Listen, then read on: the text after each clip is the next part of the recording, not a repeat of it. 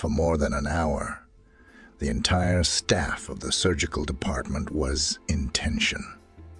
In the operating room fought for the life of a well-known artist in the city, and no one knew how it would end.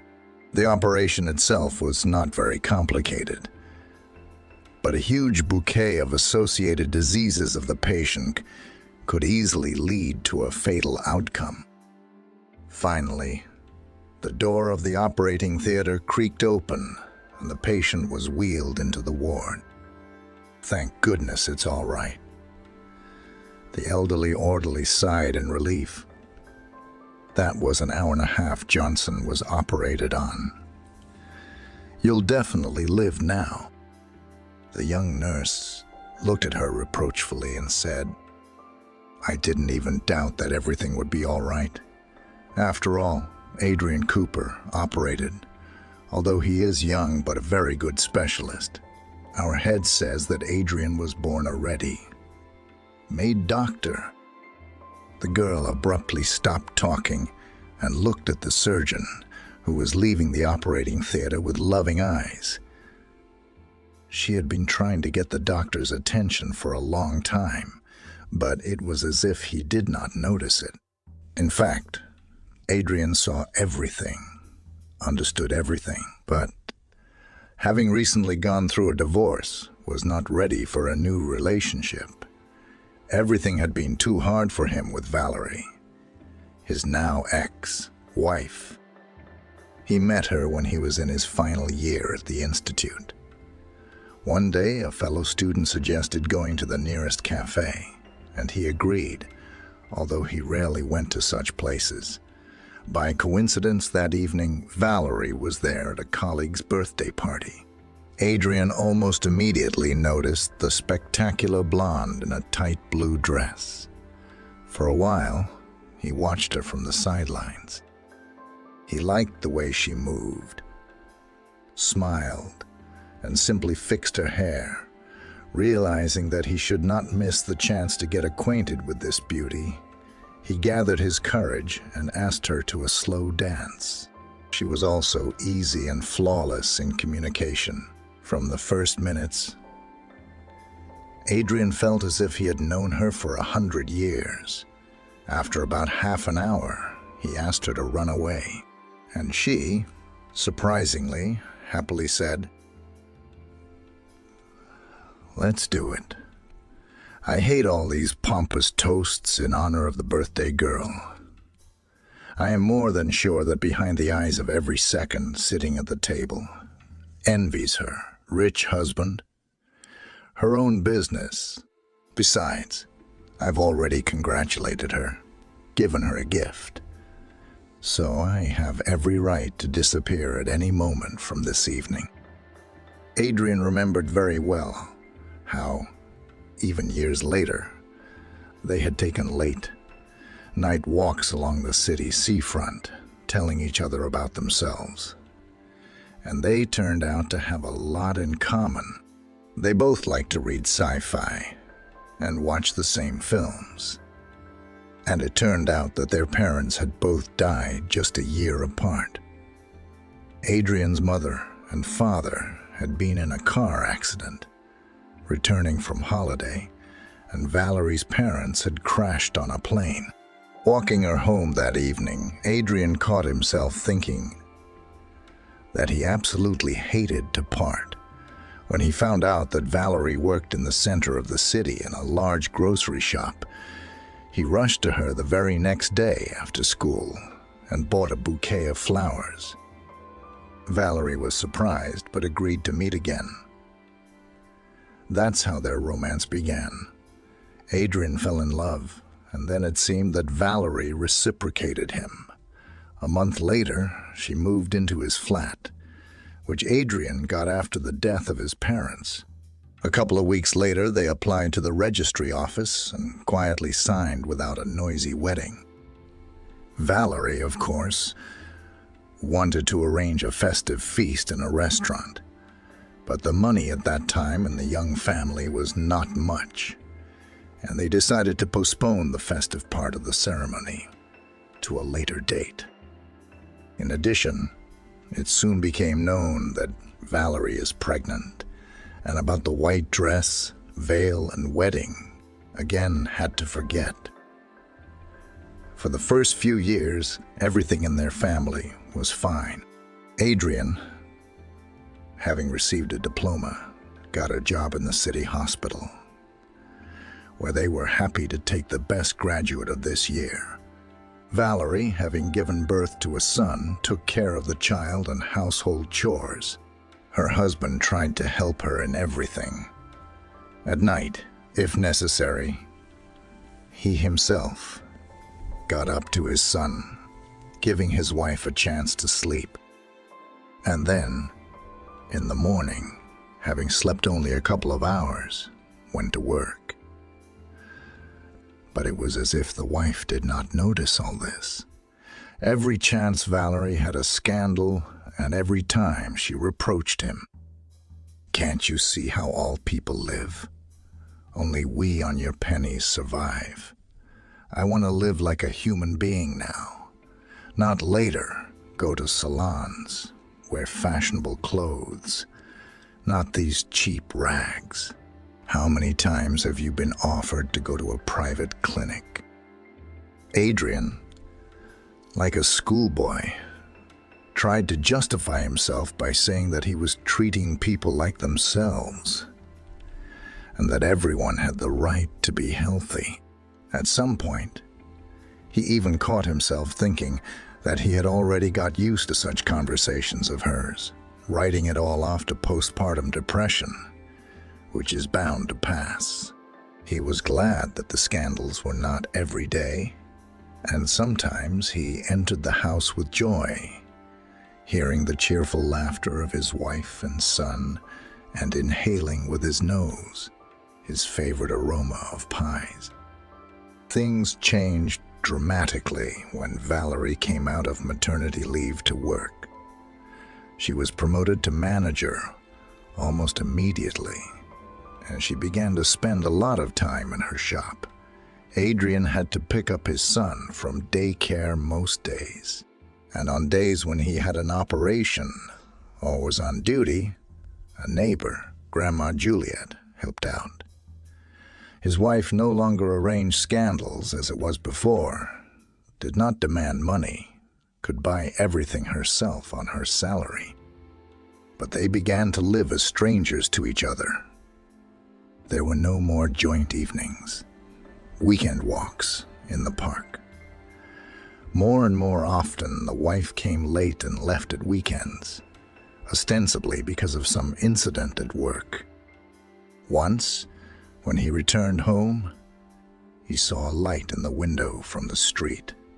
It was quite late, and his wife, if she was at home, usually put her son to bed at that time and went to bed without waiting for Adrian. Valerie sat in the kitchen with a cup of tea, nervously tapping her spoon on the table, waiting for her husband to enter. Without raising her eyes, she began to speak. "So, darling, I'm fed up with everything. I filed for divorce today. I thought when I got married that you'd be the best surgeon in town.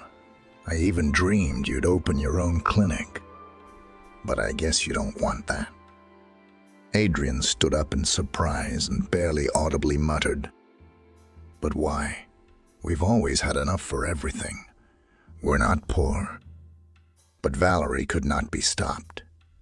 She jumped up from her chair, came close to him, and said in an even angrier tone, "Had enough for everything. What did we have enough for? I want to go abroad. I want to go to restaurants." Valerie blurted out. "That's it. This conversation is over.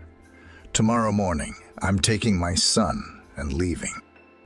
By the way, I also filed for child support right away." Adrian did not have time to say anything else, as Valerie slammed the door and went to bed as if nothing had happened. He sat at the kitchen table for another hour, trying to make sense of what had happened. In the morning, Adrian decided that he would not keep Valerie. Knowing her character, he realized that it was useless, and it was really impossible to live the way they had been living lately. In all this situation, he felt sorry, only for Nicholas. But he hoped that his wife will be smart enough to let her see her son after the divorce. In court, Valerie made a whole show with tears and a story about their terrible, as she said, their life in marriage. Adrian was shocked as he listened to the woman he had loved all these years vilify him. You have no idea how hard it is when your husband relieves stress with alcohol almost every day, and then has a fight, the wife said, sobbing faintly. And immediately, blotting her eyes with pre-prepared handkerchief, she continued, yes, he at his work sometimes could disappear for 24 hours. Surely, there he found a young girl and has an affair, spitting on his family, on his son. It was impossible to listen to this nonsense calmly. Adrian did not drink alcohol at all, believing that in his profession it is inadmissible. For all the years of his life with his wife, he only once on New Year's Eve allowed himself to drink a couple of glasses of champagne. And in court, according to his wife, he turned out to be a real alcoholic. As a result, he managed with great difficulty to get himself rare visits with his son, and only when it was convenient for the ex-wife. She, in turn, tried to make sure that they saw as little as possible. It was the hardest time for Adrian. He lived as if in a dream. The only thing that saved him was work, although the department had its own difficulties. The head of the department was constantly running some kind of scam, and everyone, knowing about it, kept silent, receiving money for unofficial, unscheduled operations. He said that he was doing everything for the good of the department, but the funds received disappeared without a trace in his office. One day, Adrian stuttered that the money that would be received after the next operation, it would be necessary to buy some equipment for work. But immediately, he was rudely interrupted. Maybe I'm still in charge of this department after all. I think without you, I can figure out what and when to buy. And you, if you don't want to lose your job, go and do your business. Adrian understood everything from the first time, and, deciding that his work was more valuable to him, did not have any more such conversations. It was impossible to change anything, and without his favorite department and patience, he did not want to stay. So, he lived for some time. Home, work, work, home. Until, returning one day, he heard a pitiful squeak or cry under the porch of the hospital. Looking in, he saw a small, defenseless puppy licking its bloody paw. Poor thing. How on earth did you get in here? And who did that to you? Well, let's go rescue you. He took off his jacket and, spreading it out on the grass, carefully wrapped the puppy in it. Adrian took the baby in his arms, and when he got home, he carefully examined and treated the wound, which was not very deep. He had managed to bump into something sharp, probably a nail, and must have been immobile for a long time. Adrian cleaned up the messy find, and a couple of days later, he was happily greeted by the rescued Drew's hawk, as he was called by his owner. Wagging his tail and jumping on his revitalized paw, the dog became a real inspiration. Someone he wanted to come home to again. Every evening and morning, Adrian tried to walk with Friend in the park, where the locals often walk their pets. He learned from one of them that Buddy was at the age where he needed a girlfriend, and the neighbor advised, "You know what? go to Central Park. I hope you know where that is. It's where the local dog walkers meet on weekends. That's where we picked out a bride for our Shapik. Oh, you'll find all sorts of breeds and colors there. You'll definitely find someone for your Druzhawk. The park was just a couple of stops away, and Adrian decided to go there. The very next day after work, taking his friend with him to find out what was going on there. Just entering the open park gates, he immediately noticed a boy running with a small cardboard box in his hands. In spite of the evening, the boy was alone, and with a pleading look in his eyes, he held out the box to everyone who occasionally passed by. Adrian took a few coins out of his pocket and, holding it out to the little boy, asked, "Hey, what are you doing out so late by yourself? And what are you collecting money for?" The boy looked at him in a mature way, as if considering whether to be frank. And quietly, he said, "There's a grandfather living in the basement not far away. He is very good, kind. He used to always feed me, but now he's ill. He can't get up much anymore. He said he's gonna die this night for sure. So I sent him to collect for his coffin. There's no one to bury him but me." Adrian was surprised at the way the little boy, who was, God forbid, 6 or 7 years old, reasoned. Tears involuntarily came to his eyes. The boy reminded him of the son Adrian missed dearly. He was so amazed at how calmly the boy could talk about death, about the coffin. "Oh, really? The man is still alive. You're his. Is this your own grandfather?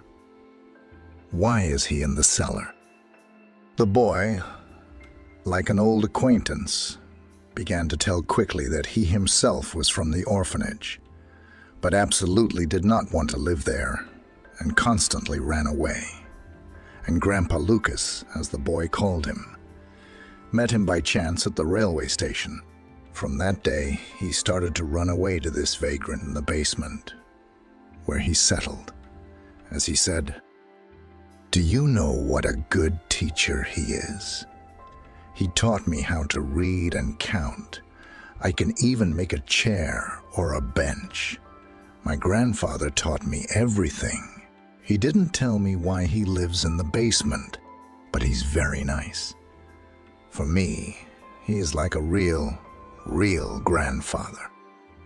Without thinking long, Adrian smiled and, patting the boy on the head, said, "Come on, take me to your real grandfather. We'll try to help him." The basement, where Jason said Grandpa lived, was in a 5-story building next door to the park. The boy deftly removed the lock from the basement door. "It's a trick," he commented with a clever look, "so everyone thinks it's locked, and they don't go around checking or drinking vodka." "That's right, Grandpa," he said. Pulling a small torch out of his pocket, he began to illuminate the steps and, having descended, beckoned aside. A less than cheerful sight appeared before Adrian. There were rags strewn on some boards, like the wreckage of pallets, among which a figure was barely recognizable. But he determined that there was a man lying there. Ordering Buddy to sit, he took the torch from Jason's hands and moved closer. After carefully examining the grandfather, he turned to the boy and said, "Well, what can I say? Things are really bad, but not hopeless. We will try to save your grandfather. I'll take him to the hospital now, and you stay here with Buddy. He'll guard you, and you look after him while I go away. Promise you won't run away. I trust you with my pet." Calling a taxi, Adrian struggled to get his grandfather into the back seat and asked the driver to go to his clinic. He knew it was that time in their department when there were no vacancies in any of the wards. But the VIP room that the superintendent kept for special people was definitely empty. Taking a wheelchair in the emergency room, he transferred the grandfather, and immediately, under the surprised looks of the medical staff, took him to his ward. "Give me, please, the keys to our special room," he said to the nurse on duty. She looked in horror at the dirty, overgrown old man in a tattered jumper and the same trousers. Then, as if she had come to her senses, she whispered confusedly, "Adrian, the superintendent will kill us tomorrow. He only houses the elite and businessmen there." He took the keys out of the girl's hand and said calmly, "And you, Lucy, tell him that I stole the key myself and didn't ask anybody. Let me alone be punished. By the way, please ask Mrs. Chloe. I think it's her shift today, to help me clean our patient up a bit." Mrs. Chloe, an elderly orderly, oohing and ahing, helped to make the patient look more or less decent. Adrian then carried out a more thorough re-examination. Having prescribed all the necessary medicines, he gave the grandfather a drip and decided to go home. As he was leaving, he heard Lucy whisper to her colleagues, "Oh, Adrian's gonna get another one from the head of the department tomorrow. I feel sorry for him." He realized it himself, but he decided not to think about it at the moment. It was late, and he still had to get Jason out of the basement.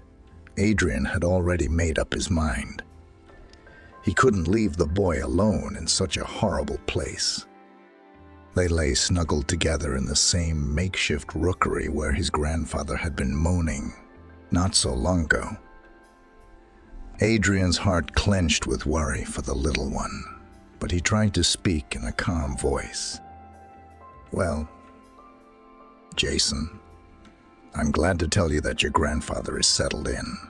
We won't be able to get away with it, but he's under medical care, and that's the most important thing. And you can't stay here alone, and I certainly can't let that happen. So why don't you get up and come and sleep at my place? I'll make a quick trip to work in the morning and check on your grandfather. Then I'll take you to the orphanage." It was obvious that the little boy was not very happy about this prospect, but he could not refuse his rescuer either. At home, Adrian sent him straight to the shower, where the boy chattered for almost an hour and splashed happily with water. Among the things left after his wife's departure, he found his son's t-shirt and shorts, which fitted him perfectly. After eating a whole plate of store-bought dumplings with gusto, Jason stretched out on the couch and looked sad and said, "Maybe I don't have to go to the shelter tomorrow. I mean, you live alone. I can help you while Grandpa's sick. I'll walk Druska, take out the rubbish. I can even clean the floors. They made me do it a couple of times at the orphanage as punishment." Adrian's heart once again squeezed with worry for the baby. But, making a serious look, he said, "There'll be a day there. We'll think about it. In the meantime, go to bed." The boy gave him a frightened look and immediately disappeared into the room where Nicholas's cot stood. The boy fell asleep almost instantly as soon as he touched the pillow and slept, it seemed, without even moving until morning. Having prepared breakfast, Adrian fed his guest and, having taken a whole box of toys and books from the mezzanine, asked him not to be bored and went to work. He knew that nothing good awaited him in the ward. But he hoped that perhaps somehow things would turn out all right. Almost from the entrance, he heard Mr. Benjamin shouting. The superintendent was foaming at the mouth, shouting indignantly, addressing the nurse. Who,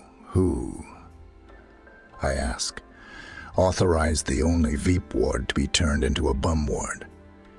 Where am I supposed to put an honorable person now? Maybe you should keep the businessman in the corridor, and this tramp in the best room on the ward. Now, roll this old man out, wherever you like, and make sure that in a minute the ward is sterile again. Seeing Adrian enter the ward, the superintendent, fists clenched, went towards him. When he came close to him, he gritted his teeth and said, "You see, you're making decisions for me here. Well, I won't stand for it. You're fired, and take your old man wherever you want. We need to vacate the ward." At that moment, an enthusiastic exclamation sounded behind me. "Lucas Semyonovich, my dear, it's you. I didn't recognize you at once. I haven't seen you for so many years." Everyone stared in silent amazement at the fact that the well-known businessman, for whom the ward was to be vacated, rushed to the grandfather, who was already being wheeled out on a gurney. This is my favorite teacher, and not just a school teacher, but a wonderful teacher and an amazing person. If it wasn't for you, I probably wouldn't have achieved what I have. The businessman, who a couple of minutes ago had been sitting with a disgruntled look, now looked quite happy and, without letting go of his grandfather's hand, was talking to him about something. To all who were watching, the scene was completely unexpected. Everyone watched, afraid to say a word. The superintendent, amazed by this course of events, pretended that dismissal was out of the question. He even appointed Adrian as Grandpa's attending physician. Adrian never made it to the orphanage that day. But the next day, because he had to go to work later, he drove Jason to the orphanage, no matter how much he asked him not to. When he parted, he promised to come again. He decided to find out what was needed for the adoption. The headmistress, who greeted him cordially at first when she learned that Adrian already had a son with whom he had no contact, did not even listen to him. Immediately, her voice became harsh, and she looked at him sternly and said, "How did you even have the sense to talk about adoption? You left your son without a father. A normal parent is not deprived of communication with his child, and you're giving this poor guy hope. You know, besides hope, he needs love, a family, a real family. It's not a toy. Go, and I hope I never see you here again." Adrian wasn't going to back down so easily, and decided to ask for a chance to see the boy at least occasionally at weekends. But the headmistress, after thinking for a while, gave up, adding, "He'll run away anyway. So I think it's better to give your consent. Only if you take her out of the territory. Please leave a written statement, as you should." They started seeing each other almost every week.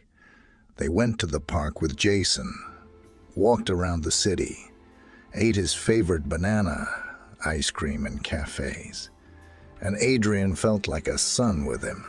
The boy was looking forward to seeing him, and he was happy to run towards him. Every time he asked how Grandpa Lucas was doing, he was very worried about him. His grandfather's condition was getting better every day, and Adrian was talking about it.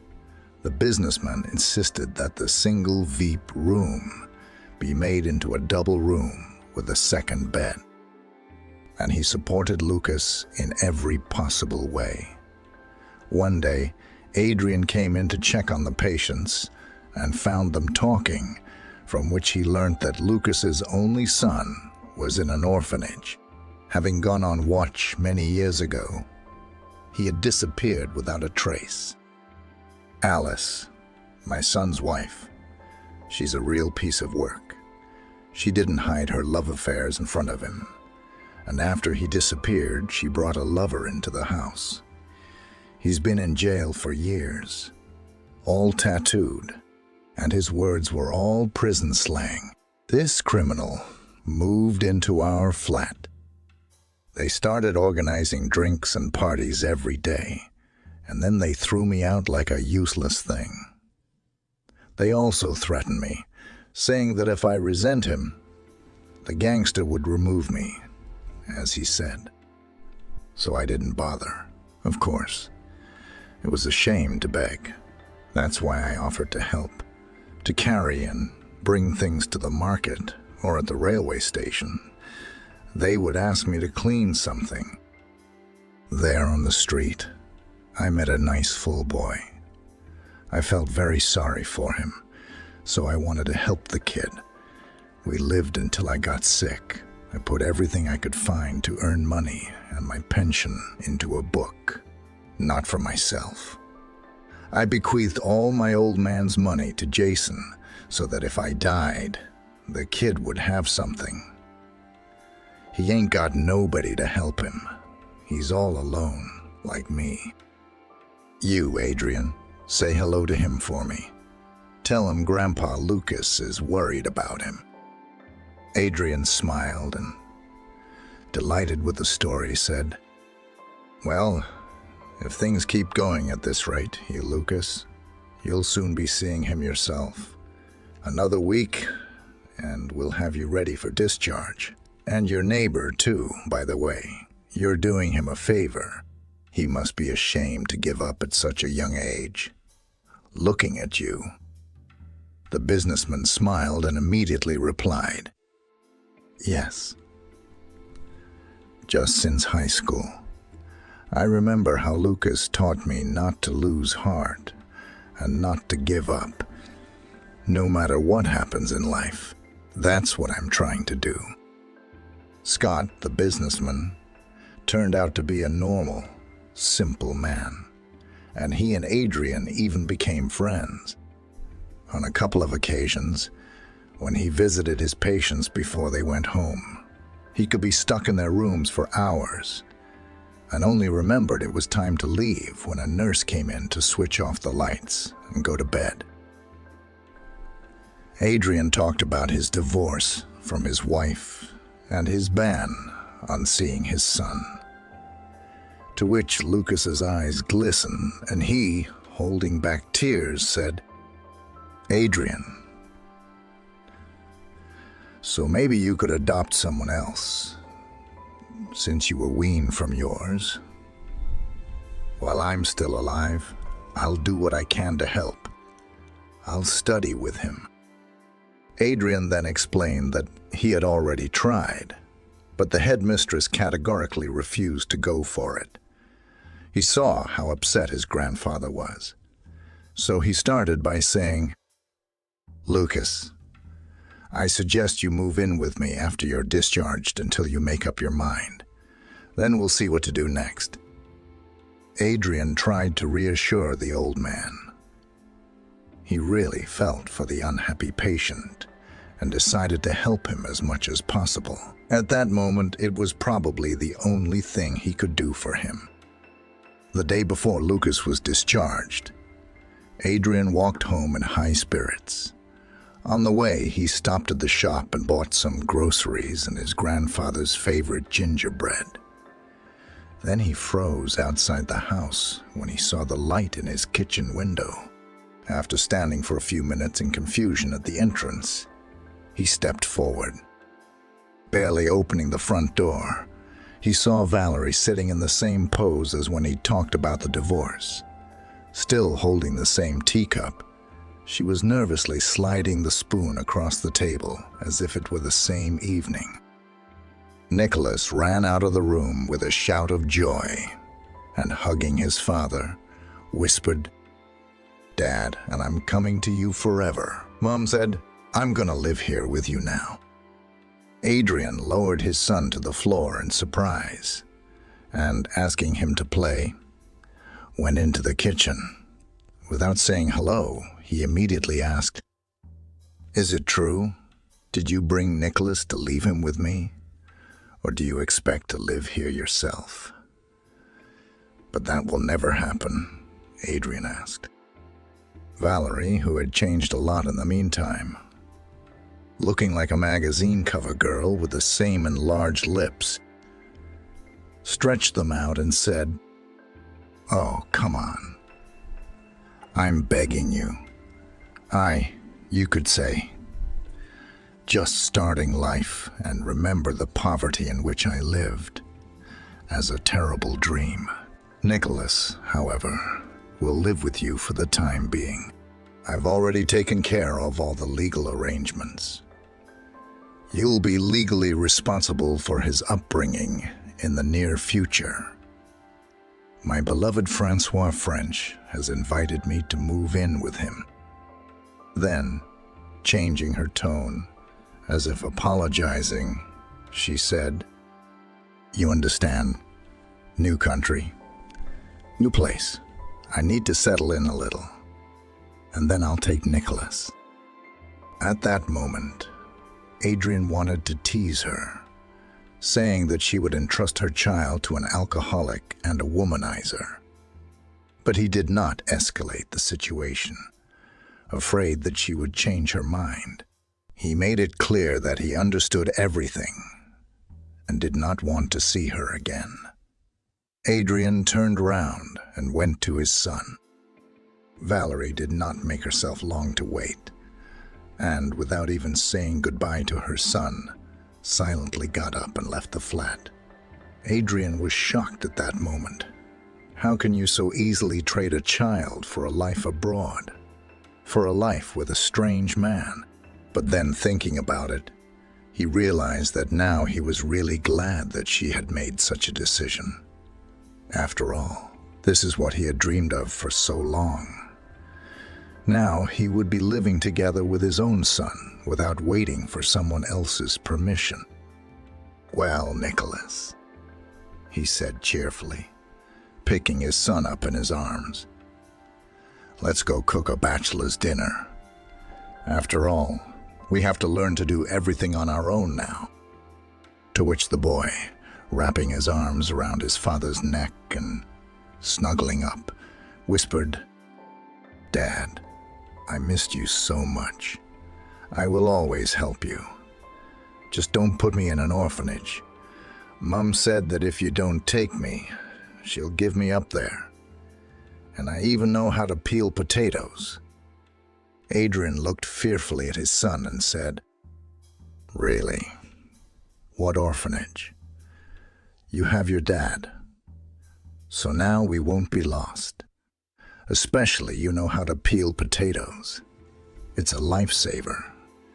We won't starve to death." That evening, after putting Nicholas to bed, Adrian sat in the kitchen for a long time, thinking about how they would live their lives. Eventually, he decided that there was nothing wrong with their future. They just need to get their son into the nearest kindergarten. But until then, his salvation again agreed to be the neighbor Juliet, whom he called the same evening. She resented the mother who had abandoned her son, but gladly agreed to help with Nicholas. That morning, leaving his son with her, Adrian went to work, stopping by the daycare center on the way. There, they quickly helped formalize the boys' return to their institution, and Adrian went to work with peace of mind. There was nothing major planned for the day, and he asked the manager to leave early so that he could take Lucas home with him after he was discharged. Mr. Benjamin approached the surgeon and, shaking his hand, said, "Well done. I respect that. Not everyone would dare to help in a situation like this. And you, Adrian, even take him in, although I heard that our businessman also offered to rent him a flat. But he refused. Adrian thanked him for his praise, but he didn't believe his words to the end. The boss was very quick to change his attitude towards people. In fact, Adrian didn't care what others thought. He had grown fond of his grandfather and was sure he had made the right decision. Lucas found a report with Nicholas on the first evening, and they became inseparable. His son was happy to fall asleep to the stories that his grandfather Lucas read to him. And picking him up from daycare, we could draw lots. Each time the neighbor and Lucas would argue, deciding which one of them would go, eventually grumbling at each other. They got dressed and went together. Things seemed to be getting better, but Adrian still wanted to take Jason out of the orphanage. He'd taken him several times over the weekend, and he and Nicholas had been playing together. Lucas looked at them and said, "They really are like brothers. Look, they even look alike. Adrian, maybe you can try again to talk to the headmistress to adopt the boy, or at least guardianship. I'm not as energized as I used to be, but I can still do a lot. I'll help you with these handsome boys. After all, more than 30 years of teaching experience is not in vain." Having decided to have a serious conversation, Adrian went to the orphanage again one day, hoping for luck. But what was his surprise when he heard, "And you, my little dove, are too late. Jason's been adopted, and he's living in a fancy house." Adrian asked, confused. "But that can't be. How did it happen so fast? You didn't even say anything about it. And Jason was just here visiting us." The headmistress, trying not to look him in the eye, as if apologizing, added, "The boy will be better off there. Who are you?" "An ordinary doctor with a small salary. And there's a famous businessman. He's friends with our mayor. How could we say no to him? How could we say no to him? And Jason was the one he wanted to hire. He wouldn't even look at anyone else." As he left the orphanage, Adrian sank down on the bench and couldn't believe that they would never see each other again. He didn't know how he was going to tell Lucas. Adrian couldn't understand why some businessman, a well-known personality in town, would want an orphanage kid. He tried to ask the headmistress who the celebrity was, but she flatly refused to say anything about the man. At dinner that evening, they had a long discussion with Lucas about what had happened, wanting Jason back, but not knowing where to start. Then Grandpa, remembering something, asked for the phone and said, "How wonderful to have a good memory. Luckily, I'm not yet of age, and I keep all the phone numbers of people I know in my head. I have one former student, a wonderful man. He's been in the police for many years. Maybe he can help." He made one call and, after a short conversation on the phone, returned to the room, smiling. Grandpa reported that he had barely but managed to get the student to find out who had adopted Jason, promising not to give him up in any way. A couple of hours later, they already knew who it was and where he now lived. Adrian, not wanting to wait, decided to look into everything and, leaving his son with Lucas, went to the specified address. The house of the businessman was in an elite country village under guard. Adrian had to resort to trickery, saying that he was a doctor called to a patient. The small suitcase with medicines and other medical supplies he had brought from home came in handy at that moment, and he had thought of this contingency plan, just in case. It might not have worked out, The guard called the owner of the cottage, but at that moment, he was distracted by someone on the radio. He waved Adrian off and walked towards the gate. The house where Jason now lived was one of the largest and stood out from the neighbors. It looked like a fairy tale castle, with lots of small and medium-sized towers on different levels. Adrian was afraid to imagine how much it might cost, but his musings were interrupted by a child's joyful cry.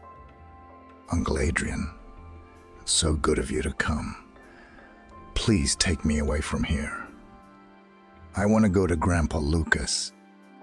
The boy literally flew out of the expensive foreign car and rushed to Adrian. He quickly picked him up in his arms and held him close to him and asked, "Hi, are you unwell here? Are you hurt?"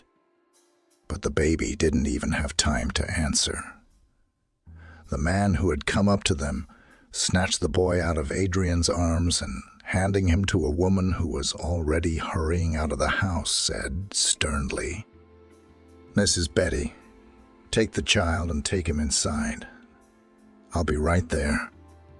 Jason, holding on with all his strength, stepped back and looked at Adrian with a kind of pleading look, but the landlord immediately warned, "Don't you dare ever come near the boy again."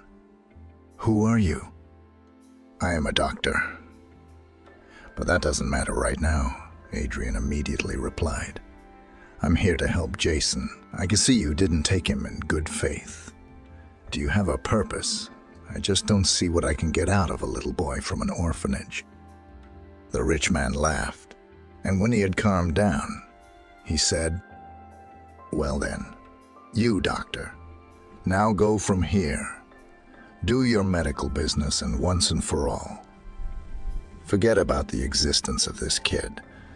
Otherwise, I'm gonna make your life a nightmare. Believe me, I have the money and influence to do that." Adrian stepped closer and, looking straight into the eyes of the self-righteous rascal, said quietly and firmly, "You need not frighten me. I have no power or money, of course. But I can see that the boy is not well here, which means I will do anything to take him away." Turning round, he walked down the road in time to hear the rich man begin to hurl threats at him. When Adrian returned home, he told Lucas what had happened, and they decided that Jason had to be rescued at all costs, knowing that the rich man would not give him up so easily. The plan was carefully thought out. The next day, when Adrian came to work, he realized that the scoundrel had been the first to press him. Called to his office, the head indignantly poked Adrian in the face of Adrian, in the face of Adrian. Inexplicably, how appeared statements from patients. All complained about his negligence and unprofessionalism, and some patient even claimed that he had tried to molest her. "You rascal," Mr. Benjamin yelled at the whole ward. "Are you out of your mind? You're setting up a brothel in my place. Now I see why your wife left you.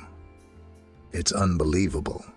In all my years in medicine, this is the first time I've seen such a disgrace. Did you know that I'm not the only one who's received these papers? And today, we're going to test your professional qualifications." The same day after work, Adrian waited for a rich man at the cottage village and, seeing his car, stood across the road. The man, hitting the brake sharply, jumped out of the car and, grabbing Adrian by the chest, shouted, "You idiot! You don't understand normal language. Don't you realize I'll stop at nothing? I'll beat you to a pulp." Adrian sharply pushed him away and shouted back, You're the one who doesn't seem to have realized. I'm not going to stop either, and I'm going to save Jason at all costs. Just wait. I'll start by finding out why you want him in the first place. I can't believe there's a desire to make his life happy. You took him from the orphanage. The rich man got into the car and, slamming the door with all his might, drove off, and Adrian remained standing in the road, clenching his fists with such force that they seemed about to burst. He didn't know what to do next, but he knew that Jason had to be rescued. At home, Lucas, having heard about his troubles at work and his trip to the rich man's house, promised to try to find out more about this scoundrel.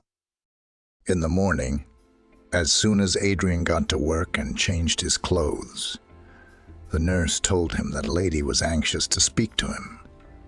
Standing in the foyer was a beautiful woman in her mid-30s, wearing an elegant suite. Her blonde hair fell in neat strands over her shoulders and seemed airy in the sunlight falling from the window. He stood as if mesmerized until he was brought back to reality by the stranger's voice. She smiled and, taking a step towards him, said, "Hello, Adrian. You were recommended to me by Andrew as a very good specialist. My dad needs your counseling. I'm willing to pay any money." She was ready to cry, and Adrian, trying to calm her down, offered to sit down. But as she took a step, the stranger twisted her foot, catching it awkwardly. It's all right," Adrian muttered. Smiling, Adrian replied, "It's fine. What's wrong with your leg?" But the beautiful woman had somehow scrambled quickly. Apologizing once more, she said she would bring her father back soon. She disappeared as quickly and unexpectedly as she had appeared. A policeman immediately appeared in her place. The next thing was like a nightmare. In the presence of witnesses, an envelope with notes was taken from the pocket of his dressing gown, and the doctor was accused of taking a bribe. Adrian, of course, guessed whose hands it was, but he could not fully believe in such meanness. Only now he realized why the beauty had evaporated so quickly after she had stumbled. At that very moment, she had discreetly dropped that ill-fated envelope to him. But to prove anything in his case was useless. That same day, he found himself in a cell where everyone was not the first day, and, it seems, not for the first time. As if expecting his arrival, the prisoners pounced like a pack of wild rabid beasts. At that moment, Adrian thought he was going to be killed. But at the most unexpected moment, a hoarse voice came from a far corner. "Leave him alone. And you come here, doctor. Were you the one who tried to save my boy? I didn't know anything myself until today. At least I got word from Freedom. The caretaker at the orphanage confessed that Jason was my son.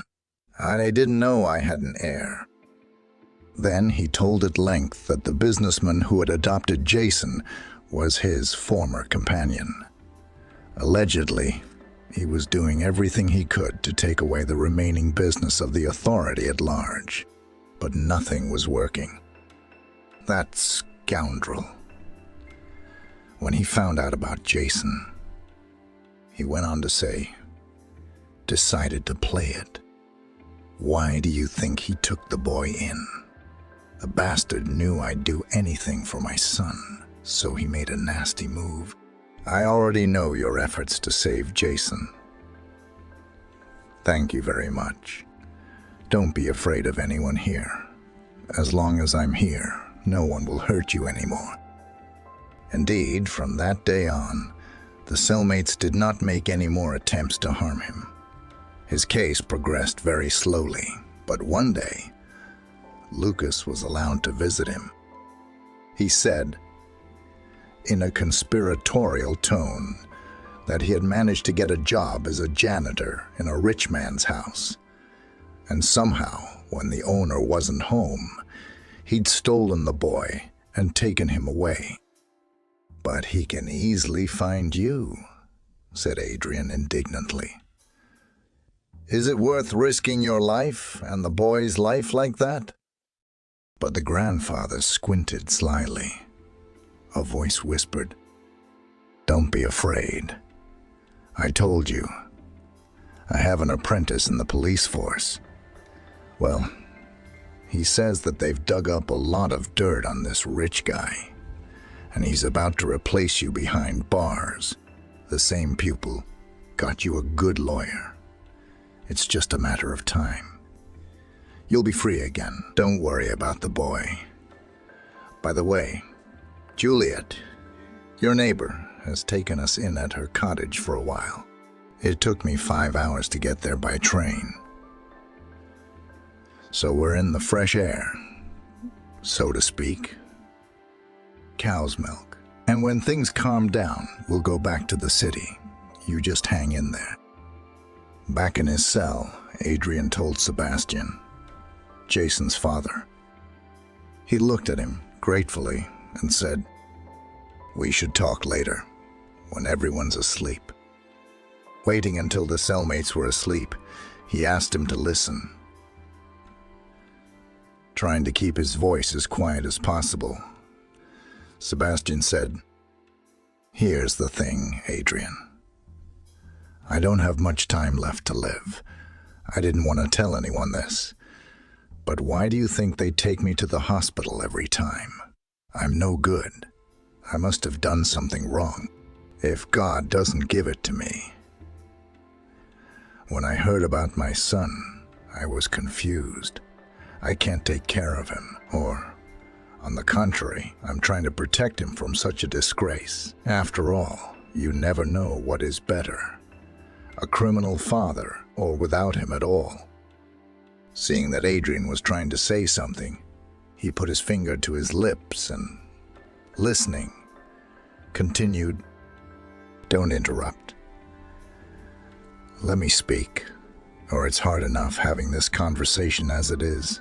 I see that you are a rare, pure man. I'm a good judge of people. Here's a piece of paper with 8 numbers on it. I wish you'd memorize them. I don't know if they'll take it away or if you'll lose it. I'll give you the name of a bank in our city where there's a fortune in this very box with this number. I beg you, make a man out of my son. Take care of him and give him a good education. For example, let him be a doctor, like you, or something else. Just don't let him follow my path. I trust you, doctor, and I hope I'll be looking up at you from above when I die. If I don't die in hell." He grinned sadly and patted Adrian on the shoulder. He went to bed. That night, Adrian never got to sleep. First, he tried to make sense of what he had heard, and then he worried about how the boys would be without him. But knowing Juliet for many years, he was sure that they would not go hungry. Just a few days later, he was indeed released. When he arrived home, he was pleasantly surprised to see that the household had returned from the village. Juliet was fussing in the kitchen, and the house smelled of borscht and pies. When he heard the door open, the boys, who were sitting next to Lucas on the sofa with a book, rushed out of their seats like a hurricane and flew into the corridor, shouting, "Yay, Daddy Adrian's back." Drushak jumped out after them, wagging his tail happily and trying to lick his owner's face. Adrian knelt down on his knees and, holding the boys close to him, could not hold back the tears of happiness running down his cheeks. That evening they all dined together, no matter how the neighbor tried to leave them alone. Yes, to have dinner with her family as well. "Why should I disturb you here?" she would say, in embarrassment when Lucas would gallantly pull back a chair and offer to join them. Adrian, supporting his intention to leave his neighbor with him, smiled and said, "What are you talking about? You are now to the boys instead of the birth. Grandmother they don't have. If you don't mind, of course." She only brushed it off with embarrassment, but stayed for dinner. At some point, Lucas, rising quickly, turned up the TV, and Adrian heard the announcer say a familiar name. It was a detailed account of the high-profile arrest of a well-known businessman in the city, with a long list of all his abuses and machinations. "There, I got him at last," slapping himself on the knee. The old man grunted contentedly. "My respects, then."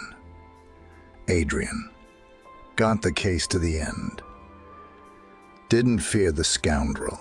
Now, he's definitely not going to be free for years to come. Normal people will sleep and work in peace.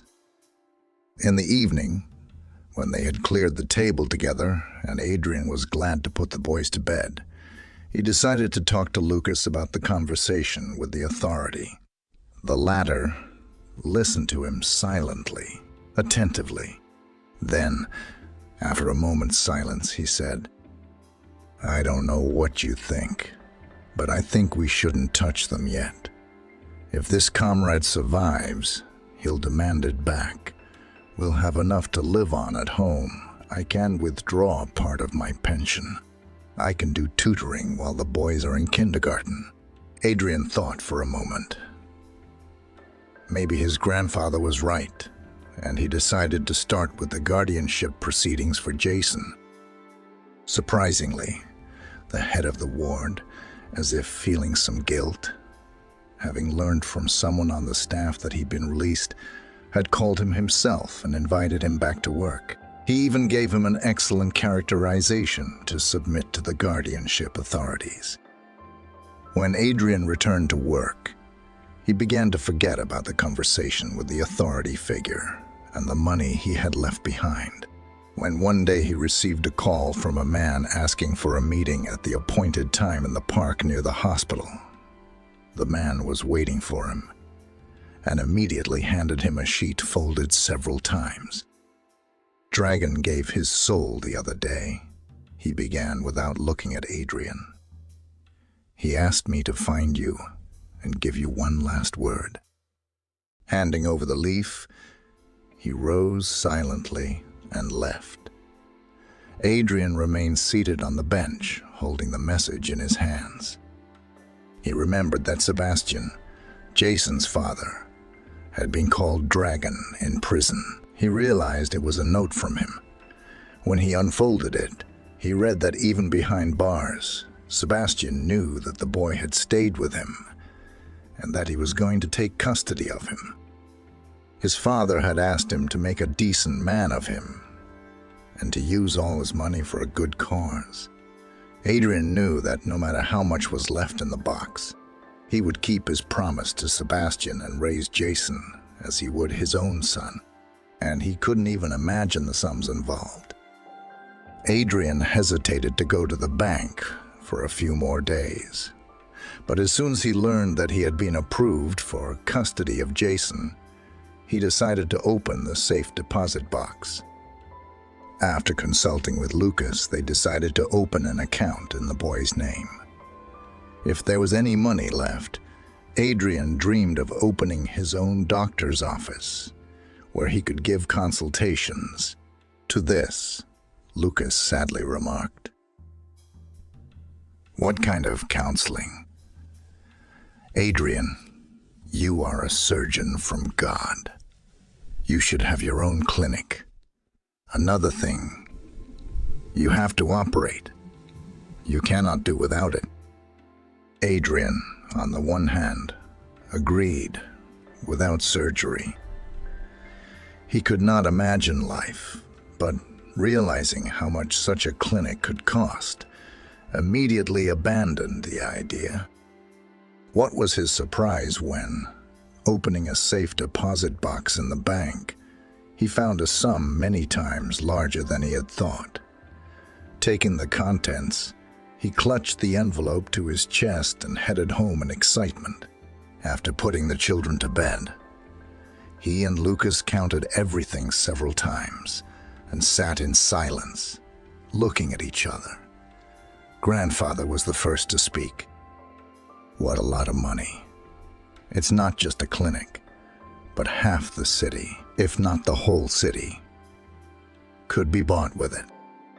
After weighing the pros and cons, they decided to entrust some of the money to the bank, leaving it in a safe deposit box, and to open an account in Jason's name.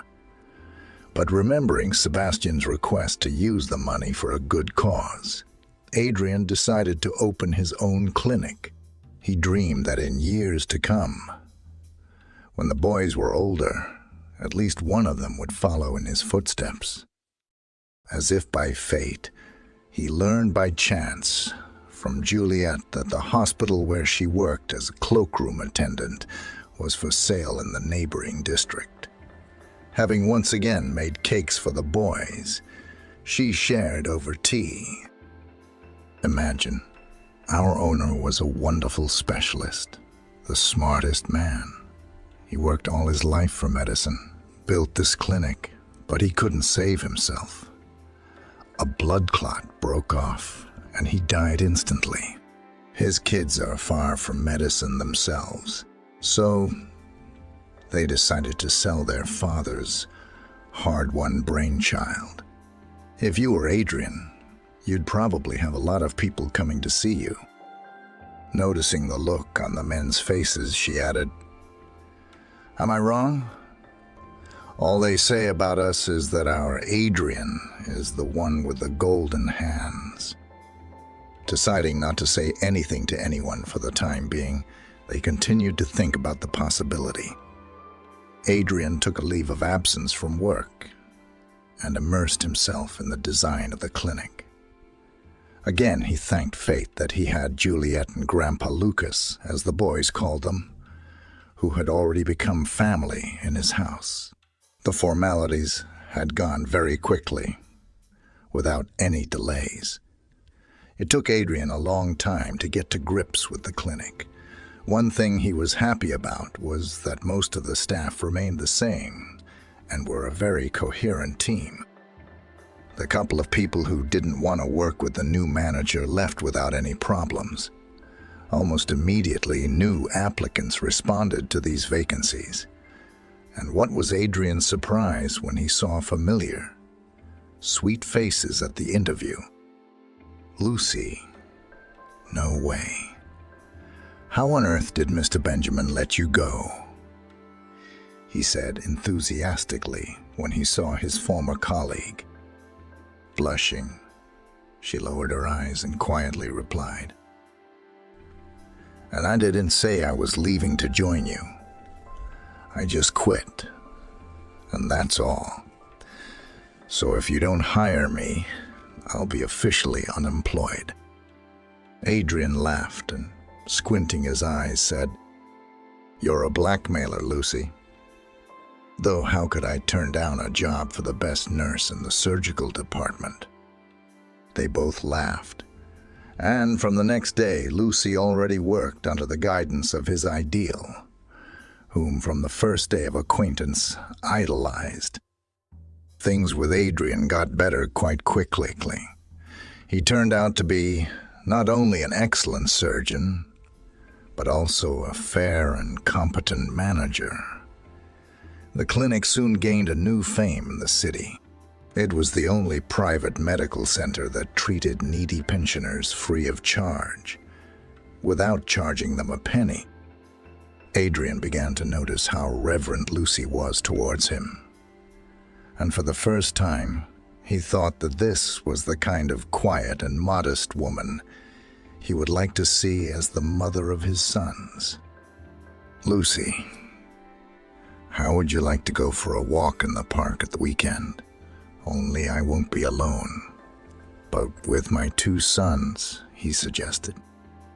She looked at him enthusiastically and nodded her head as if she'd been looking forward to it all her life. The day they all spent together was unforgettable. The boys had fallen in love with Lucy from the very first moment, and they didn't want to let her go. It was only after she promised that she would come to visit them the very next day that they calmed down. Adrian, after walking her to the driveway, said, "Well then, we'll have dinner tomorrow." All night he analyzed the previous day and caught himself thinking that for the first time, he felt completely happy. All day he couldn't find a place to be, afraid to admit that for the first time in a while. His heart was trembling, and he wished so much that Lucy was always there for him. He and Lucas were chatting about something in the kitchen, helping to prepare treats for their guest. Adrian had noticed more than once that they looked like a couple in love, but he was afraid to jinx it. "Lucas, keep an eye on the boys," he called out into the kitchen. "I'll be right back." A short time later, Adrian returned with a huge bouquet. He sat down thoughtfully on the couch and felt Lucas's hand on his shoulder. "That, son, is the right thing to do. It's no good for boys without a woman's care, affection, and love. Mature at last. Don't be afraid. That feeling has never ruined you yet. Trust me, an old man," Lucas said. At dinner, from the beginning, only the boys were relaxed. They tried to tell Lucy the big news of the day. "Buddy's a daddy," Jason shouted excitedly. Nicholas interrupted him, grabbing Lucy's laughing hand and telling her conspiratorially, "And Daddy said there were a few puppies born in there at once. And if we behave, he'll get us another one." Waiting until the boys had finished, Adrian stood up and walked over to Lucy, handing her a small velvet box. In a voice trembling with excitement, he said, "Lucy, I realize this may be too quick and unexpected for you, but I've only now realized what a fool I've been all this time, not noticing what a beautiful woman I have by my side. Please marry me. If you refuse, I will understand." There was such silence that it seemed that even if a mosquito or a fly flew by, one could hear their breathing.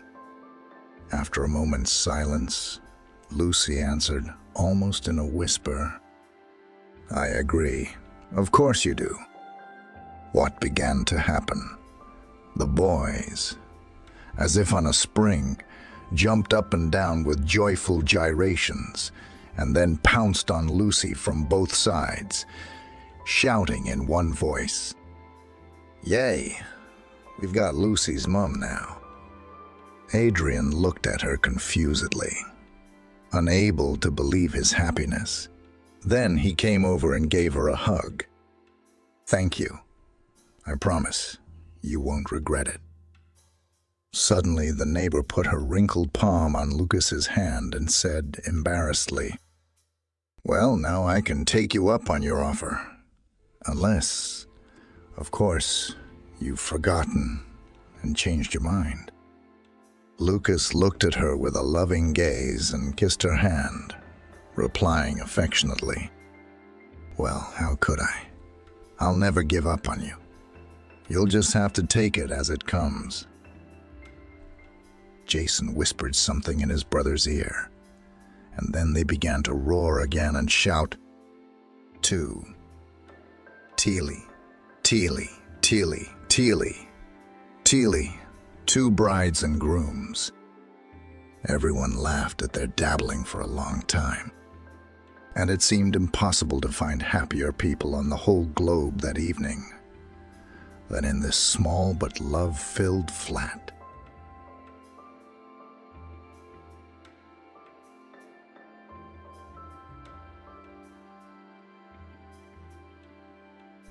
Helene reluctantly wandered home because she had been caring for her fading mother-in-law for a year and barely overheard. "Helene, shall we relax after the work week? Go to a cafe? Go shopping?" asked a full of cheerful woman at her colleague, coming out of the passageway of the furniture factory. "I would very much like to, but I cannot," answered Ellen. "And all with your mother-in-law tortured. You've had a cross to bear, Helene." "I'm not complaining. Who else could?" "All right, grace my streetcar." Ellen, an accountant at the furniture factory, ran to the bus stop to catch the streetcar. She couldn't find a free seat and got on the back of an old carriage. "With your mother-in-law, you're tormenting yourself." Helene couldn't get her caring colleague's phrase out of her head. It was about her 75-year-old mother-in-law. Ellen had been widowed a year ago and had the burden of caring for her husband's mother. Her mother-in-law, Lexi, was a difficult character. All her life she had worked in management positions and was used to being in control of everything. But a few years ago, her health began to fail. She began to walk with difficulty and had a microstroke. And the death of her son finally took its toll on Lexi. She could move around the apartment, but it was almost impossible for her to go outside, to the store without help. And at home there were cases when the woman could not stand on her feet and fell on the way to the kitchen. Therefore, Ellen tried never to be late at work and hurried home. It could not be said that she did this with any particular enthusiasm. Lexi's difficult temper, control mania, and sharp tongue made Ellen very uncomfortable. The older woman always knew best where things were, where Ellen needed to go, and what time to be home. Ellen felt like she was trapped in a tower with a dragon, and there was no telling when she would be able to get out. There were days when she just didn't want to go back to her mother-in-law's house. She could hardly contain her irritation and anger, lest she lash out at the sick woman. But Ellen realized that Lexi had no one left but her, and that taking care of her was the best memory of her husband. Ellen wasn't particularly cheerful this day either. She realized that now she was going to have to go through the routine of reporting on the previous day and listening to Lexi's instructions. When she got home, Ellen opened the front door, walked into the hallway, and heard her mother-in-law talking to someone on the phone. "You wouldn't believe how lucky everything turned out," Lexi said excitedly. That was the tone of voice she would use with her longtime friend Annie. Ellen didn't go into the room and decided to wait for the conversation to end. Close. "Now I'll sell the apartment successfully and live out my last days with dignity. And my sister-in-law is free from the case. Signed the contracts today. I have all the documents in hand." At this point, Helen shuddered, alarmed, and began to listen even more attentively. What black realtors? You don't understand anything. Everything is legal, I tell you. Do not come to me. Stay at your place." Lexi was raising her voice more and more. They sometimes fought with her friend, but Ellen had never heard her mother-in-law talk like that before. Annie could use a harsh word, too. She worked in the legal department of the same company Lexi ran. Annie was retired now, but still interested in legal news, always warning her friend against new dubious schemes. Ellen heard her mother-in-law hang up the phone and walked into the room. "Good evening, Lexi." She said a quiet hello. "Ellen, hi. Listen, come here." The mother-in-law sat in her favorite chair, holding out some papers to Ellen. "Read it. What is it?" Helene asked, perplexed. "This is our happiness." Helene took the papers in her hands. On one of them was written a deed of gift. Ellen shuddered and continued reading. "I, Kaylin Lexi, being of sound mind and sober mind, donate the apartment, which belongs to me by right of ownership, to the organization." Ellen couldn't read any further.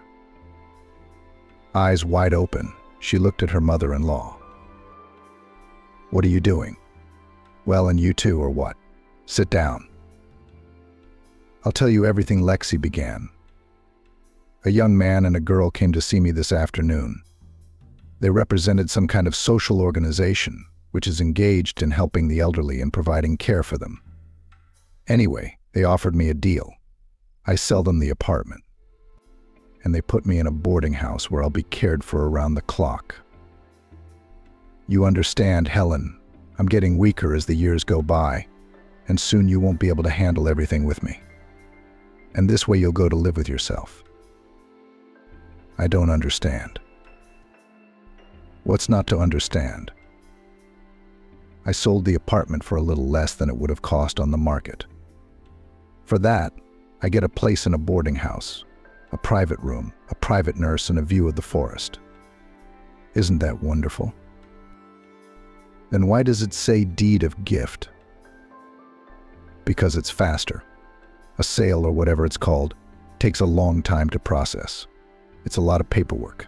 This is just one signature, and that's it. But don't worry, it's all taken care of. Here I took a receipt from them, where they agreed to pay me $3 million. Lexi held out another piece of paper to Ellen. Ellen looked at it. It was a handwritten receipt. You know, Ellen started hesitantly. I'm not a lawyer, but I don't think receipts are issued in these cases. Do you understand much? The mother-in-law raised her voice again, now at Helene. What, you wanted this apartment for yourself so badly? Don't worry, I don't need that $3 million. It'll be yours anyway. What do I need your money for? What are you saying? Helene started to justify herself. I'm worried about being cheated. It's all legal. What organization were these people from? Young Old Age, I think.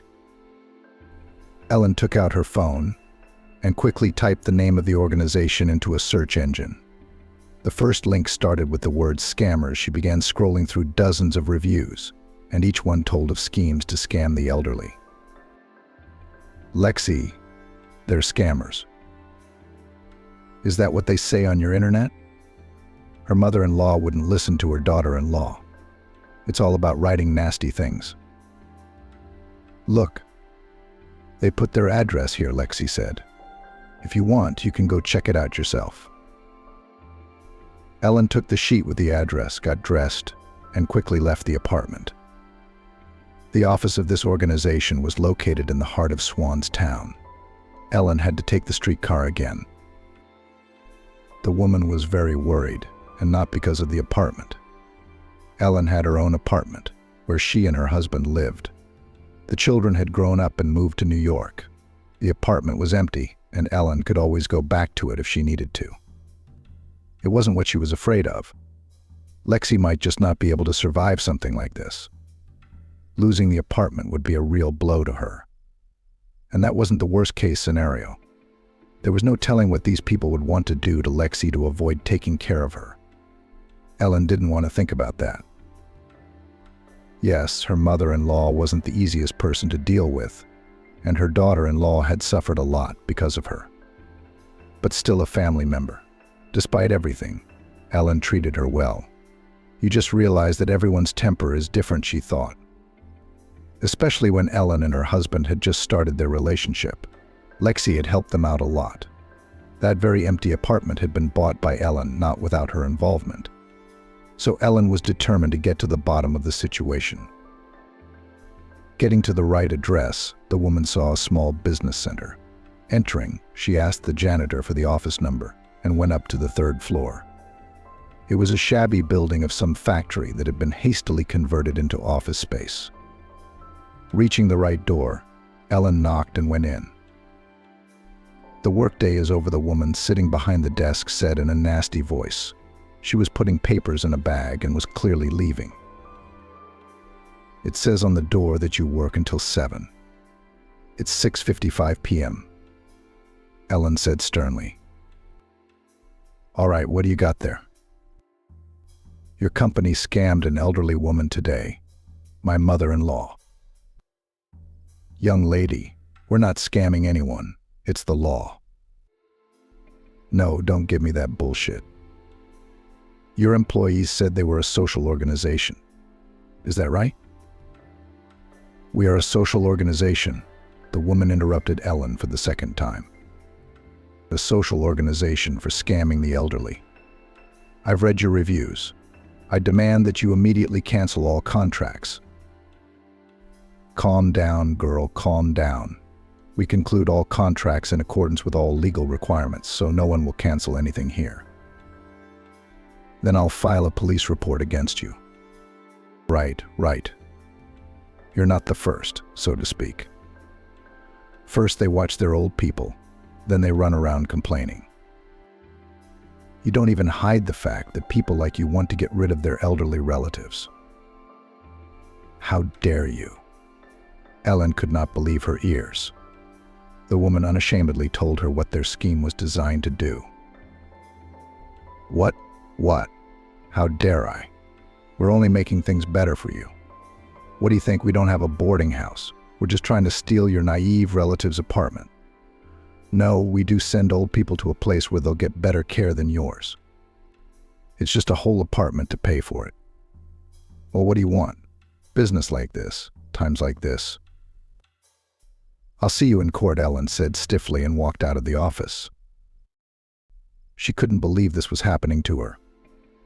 Fraudsters sitting in the center of Swan and not even hiding their dark intentions. What good would it do if Lexi was actually sent to a boarding house? She wouldn't live there long anyway, knowing she'd been scammed. No, these people had to be dealt with at any cost. So Ellen went to the police. Never in her life had she ever filed a report or gone to court. But now she was ready for anything, so strong was her anger toward these people. The police station was not far from the office center. Ellen reached it on foot in just 10 minutes. Once inside, she saw a sign that read Duty Station. Ellen went to the window under the sign that said Front Desk. Hello, I'd like to file a report. Take the form, write it down. The employee answered in a machine-like manner, holding out the form. He was on the phone and didn't even look at who was in front of him. Ellen spent a long time writing the statement, choosing the right wording. She wanted the police to get to the bottom of this as quickly as possible. When she had filled out the form, she handed it to the officer on duty. He finally took his eyes off the screen and began to read. Okay, name, address, phone number. Oh, young aging. Do you already know something about this organization? We do. We've had 3 of these applications this month. How are they being handled? It's not going well. We've already checked this company, everything's clean. So you're wasting your time trying to do something. This case is a dead end. What do you mean, lame? Are you refusing to take my statement? Come on, citizen. We have no right to refuse to accept it. We'll just file it in a folder, and then all you have to do is wait. Helene left the office in a depressed state. She didn't know what to do next. She didn't want to go home for other reasons. She just couldn't say those words to Lexi that she had been cheated and there was no chance of justice.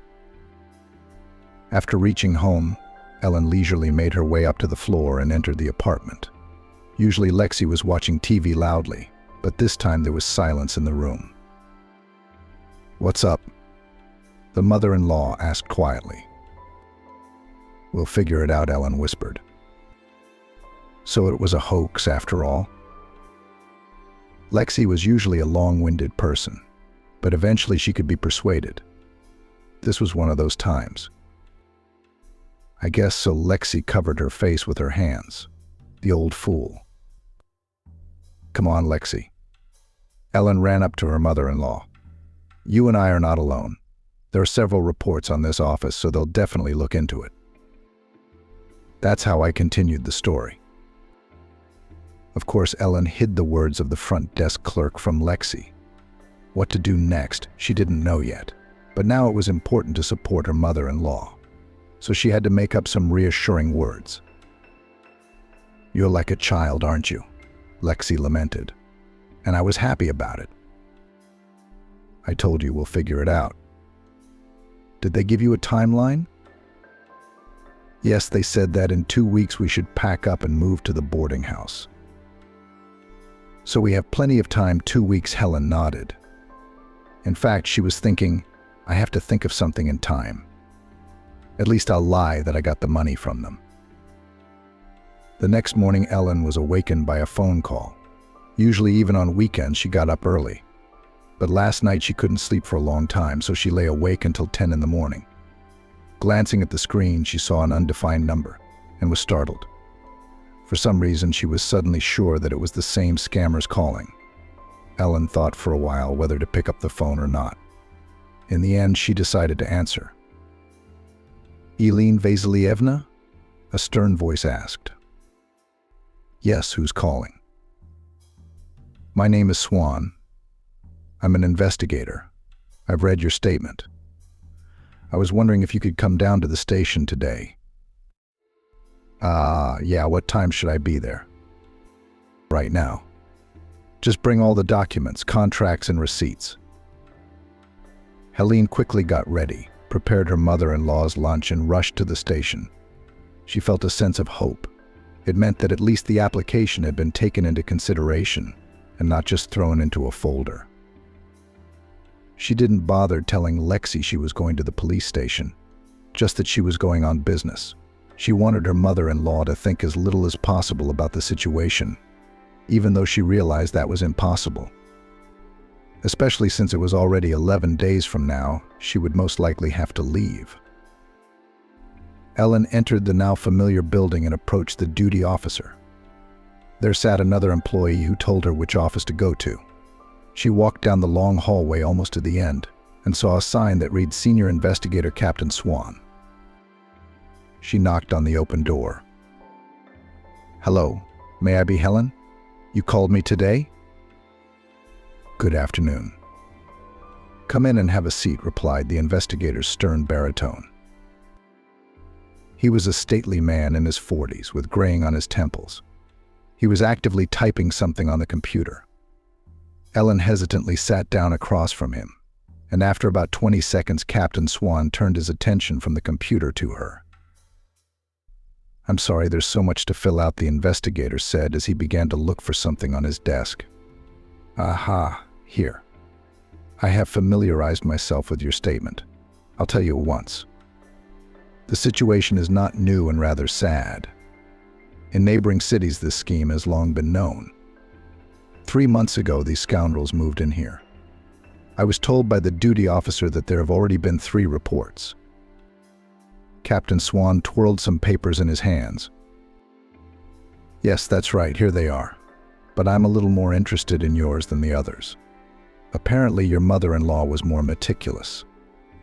So the crooks had to do a little more paperwork with her. May I see the contract and the receipt? Sure. Ellen handed the papers to the investigator. Interesting, Swan said, studying the documents. But I expected more, of course. What did you expect? That there would be some circumstances written into the gift contract analyzing it. You just wrote in the statement that they assured in writing about all the nuances of the transaction. But the promises there about board and care and such. And that information can't be contained in such documents, which means it becomes invalid. Well, no, these guys got it right. What about the receipt? The receipt is interesting. The other victims were all verbal assurances. But your Swan looked at the statement. Lexi asked for some kind of written commitment. Did the receipt have any validity? Sadly, no. A receipt is for a loan. This is just a promise to hand over money. So any court will send you away with a piece of paper like that. But either way, it's new. So we have at least a handwriting sample and an employee's signature. So if you don't mind, I'll scan this paper, said the investigator. Sure. And what should I do with my mother-in-law? I'm a straightforward person, so I will not hide. Prepare for the worst. Even if we catch on to something, it will take a very long time. You guys have 2 weeks to leave too, right? Well, we can't do anything in 2 weeks. There's practically no evidence. Everything is done according to the law. Have you checked the boarding house? Maybe they poison old people there so they don't have to deal with them. Of course, we didn't check 5-star hotels, but everything is legal. The conditions there are minimal. So if there's another place for Grandma, you'd better take her there. But they promised her personal nurses care nature. Isn't that slander? Can't they at least be prosecuted for that? Misinformation in advertising is an administrative offense, not a criminal offense, and a verbal promise. It would be hard to prove anything, and there's no need.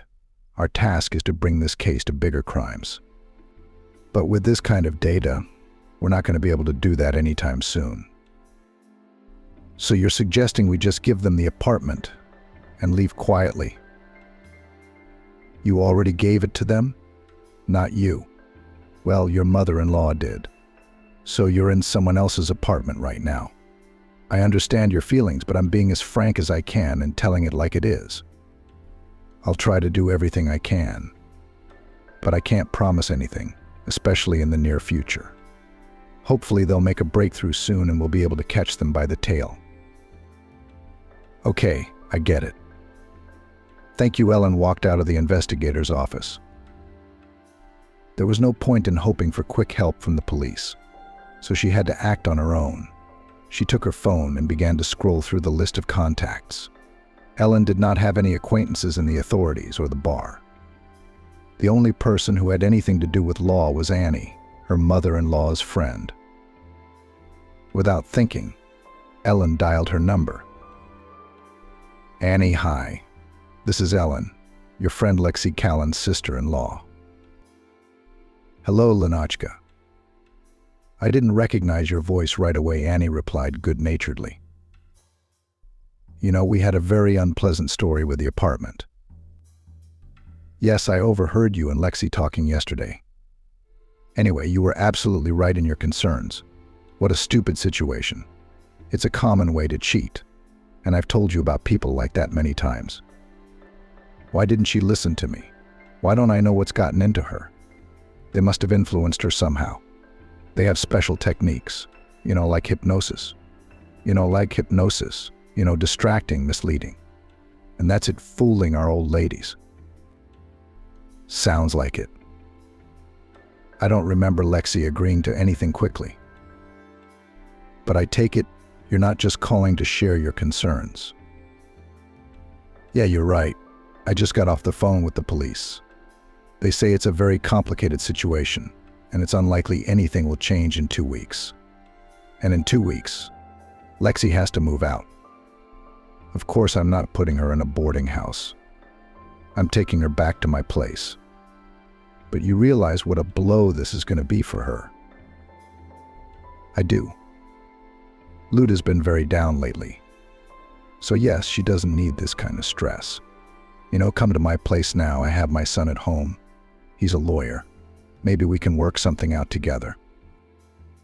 Ellen thanked Annie for the offer and rushed to her. In general, they did not see her mother-in-law's friend very often.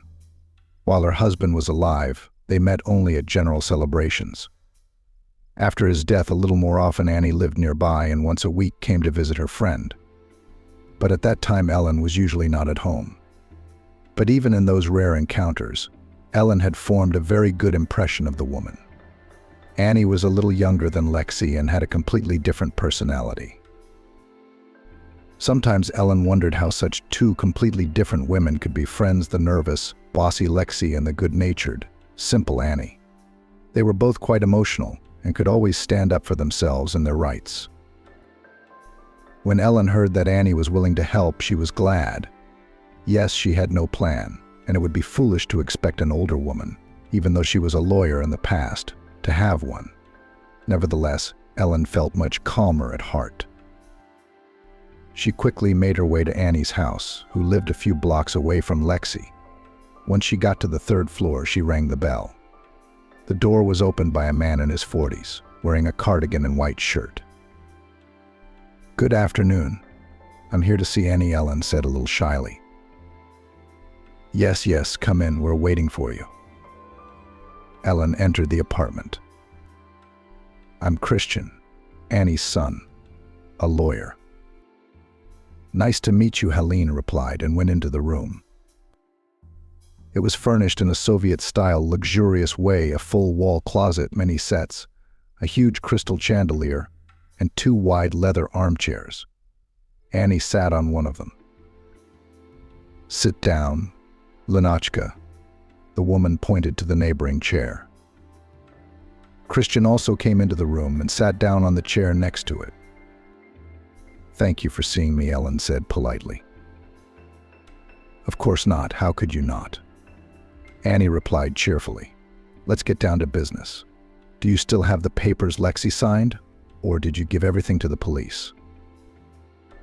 "No, just copies." "I have everything with me." Ellen pulled a folder out of her bag and handed it to Annie. She handed it to Christian without even looking at the contents.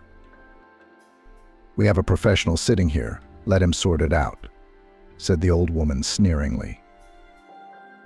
"Actually, I'm not a professional," Christian said, studying the documents. "I'm a criminal lawyer and I don't know much about civil contracts, but everything seems to be in order at first glance. I'll take a picture and send it to a colleague." Sometimes Ellen wondered how such 2 completely different women could become friends, nervous, bossy Lexi and good-natured, simple Annie. At the same time, they were both quite emotional and could always stand up for themselves and their rights. Hearing that Annie was willing to help, Ellen was overjoyed. Yes, she had no plan, and it would be foolish to expect an older woman, even though she was a lawyer in the past, to have one. Nevertheless, Ellen felt much more at peace. "He specializes in that kind of deal." "And the receipt? Take a look at it, please," Ellen asked. "It's the same." "I can't say anything. I can only give it to a handwriting expert." "But I don't think that would do us any good," said the lawyer. "I've just been thinking," Annie began to say. "Actually, we have 2 ways, civil and criminal. We don't have any leads for the criminal one at first sight. Although if the investigator was interested in this case, it's for a reason. In the civil way, we can demand to challenge this contract, to recognize the deal as invalid." "We can't," Christian interrupted my mom. I was immediately answered by a colleague.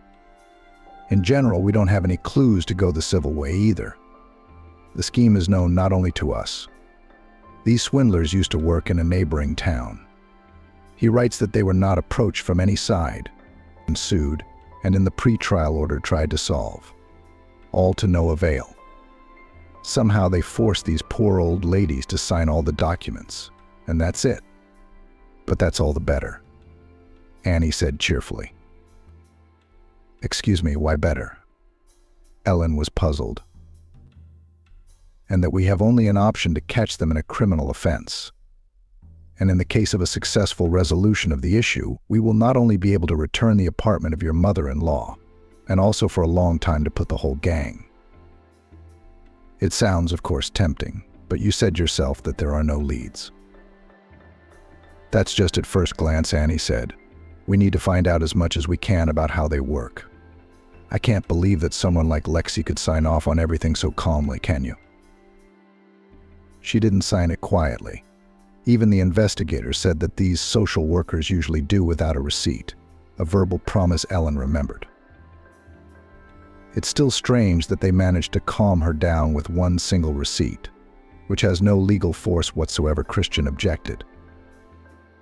"She didn't know that the receipt was null and void," Ellen objected. "My dear, you remember Lexi well, don't you? Is it enforceable? It's not. You can't get away with that. That's true." The lawyer obviously remembered the character of his mother's friend. "So I think we need to get them out in the open," Annie concluded. "How do we do that?" Ellen didn't understand. "You have me," Annie, an old, lonely woman, exclaimed. She glanced at Christian. "Well, almost lonely, the perfect victim for this gang. We've got to get them on me somehow. They're coming after my apartment. So we're going to try to catch them on something." "Mom, wait. Are you being serious right now?" "Are you serious?" Christian asked. "Seriously. If anything, you'll be there for us." But Annie stepped in. "Ellen, it's really dangerous. Maybe they won't hurt you, but what if they do use some kind of hypnosis and you give them the apartment too? Well, you'll be around to interfere. Christian, I think, can organize everything for a good surveillance." "But I don't know," the lawyer hesitated. "Do you have any better options?" Annie asked. No, Christian shook his head. "If it were another woman sitting in your place, I'd be the first to suggest baiting. That's just it." "So that's it. I don't want to hear it. It's settled." "Why don't we get the police involved?" Samantha suggested it. "No, they won't help," Christian said. "They're so busy, they don't care about our suspicions." "Then how are we going to control the situation? What if we just can't intervene in time?" "We'll install video surveillance in the apartment," the lawyer replied. "Do you have any special equipment?" "No, they only install hidden cameras in soap operas. We work a little simpler. An ordinary cell phone will do as a hidden camera. We'll make a video call. We'll put one cell phone behind the sideboard, for example, so that only the camera sticks out. And from the other phone we'll watch and listen. Simple, legal, and effective." Wow. Helene was surprised by the simplicity of Christian's idea. "What did you want?"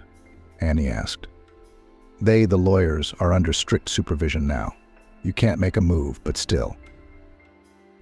Ellen was worried about her mother-in-law's friend. "Why don't I at least call the investigator?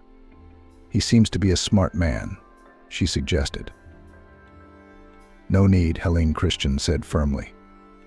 "You see, they have everything by the book there. Surveillance, warrants, they'll ruin the whole operation. And in general, most likely they'll send us away." Ellen sighed heavily. She'd lived by the rules all her life. She'd never done anything so amateurish. Never had she or anyone around her had any problems with crooks or the police. So the woman felt like she was in a soap opera. Only she had to play one of the main roles, not of her own free will. "But let me ask you, how are we going to point them at me?" Annie asked. "Here in the contract there is an address and phone number." Ellen pointed at one of the papers. "Maybe you could call, say that the neighbors found out about them, and you, as a single woman, really need care." "That's a great idea, Ellen. Christian, give me that piece of paper." Annie pulled out her cell phone, dialed a number, and waited for a connection. Unavailable. That was odd. "Maybe they don't work on Saturdays?" Ellen asked. "I don't think so. Every client is worth their weight in gold. Such offices should take calls 24 hours a day. It's something else. Maybe I scared them off." Ellen remembered her trip to the company yesterday. "When I was there yesterday, I promised them I'd call the police. So they got scared and decided to run out of town." That's a possibility, Annie thought. What if they hadn't had time to pack for the day? Christian joined the conversation. Maybe the phone was disconnected, but they hadn't had time to leave the office yet. They wouldn't want to lose a client who'd come to them on her own. "What do you mean?" Ellen asked. "I mean that we have to go to them now." Annie didn't let her son answer. All three of them quickly got ready and went down to Christian's car. 15 minutes later, they were already there. "There she is." Look, Ellen pointed to a woman with a bag coming out of the office center. "I talked to her yesterday." "Then what are you looking at?" "I'm going to give you a master class," Annie said, and was about to get out of the car. "Mom, wait." Christian stopped his mom and went into the glove compartment. From there, he took out a cell phone and called it from his own. "Put it in your pocket, just in case we're listening to you." Annie took the phone and got out of the car. Not many people would have agreed to take such a gamble, and there was no telling what moved her more, the desire to help her friend in trouble or the interest to take part in a dangerous case. Annie quickly caught up with the woman, stood for a moment, took a breath, and called out to her. "Excuse me, please, what happened?" she asked. The woman turned around. "I'm so embarrassed to ask this," Annie said in a pitiful voice. "I think I'm lost. I left the house to go to the management company.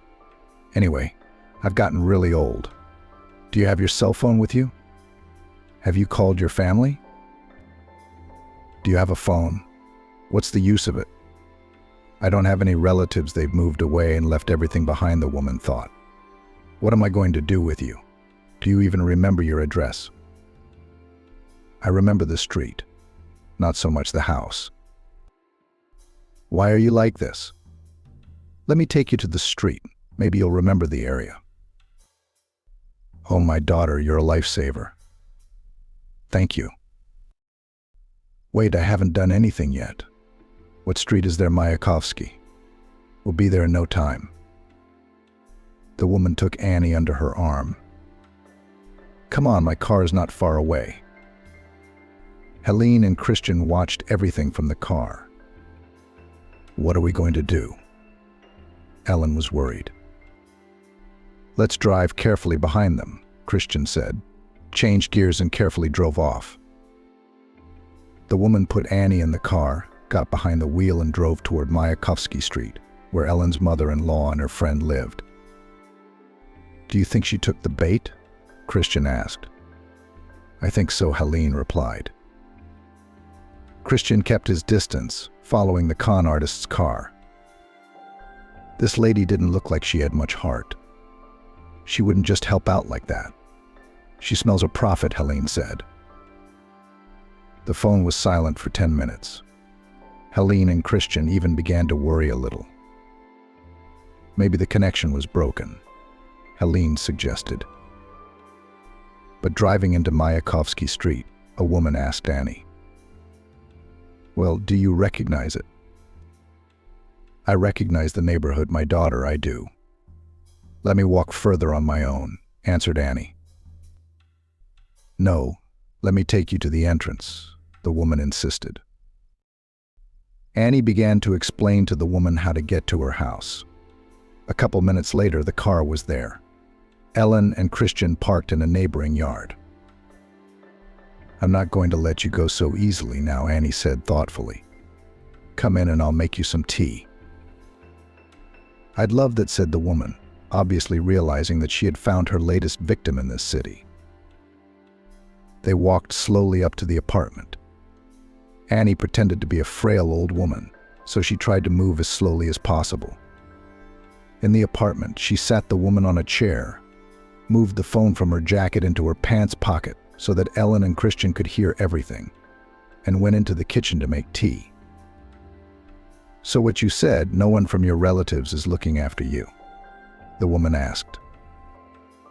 "They've all gone away. They don't care about me." Annie was making up a story as she went along. "I never asked for anything. I always did everything myself, to the store, to the clinic, and to get money. But in recent months, something completely bad has become. Many people sometimes refuse. Now I've got a headache." "What's your name, my daughter?" "Isabel?" Annie asked. "I think you are very lucky to have met me today," the woman replied. "Yes, you've been a great help to me. I don't know how to thank you. And that's not the only reason. Now you're going to want to thank me even more," Isabel said. Annie gave a puzzled look on her face. The con artist continued. "The thing is that I work in a social organization. We are engaged in helping lonely old people, providing them with a dignified old age." "What a good girl you are. How do you do it?" Annie asked. "It's simple. We offer you a place in a wonderful boarding house on the banks of the river overlooking the forest. Good repairs, caring staff, and most importantly, you will not have to make any monthly payments. You will have a personal nurse, constant assistance, checkups in general, everything you want." "You say that so beautifully, but I don't have any savings. Everything goes on medication," Annie sighed. You won't have to pay anything, I'm telling you. But you will benefit from it, won't you? I'll tell you straight, of course there will be benefits. First of all, such organizations are helped by the state.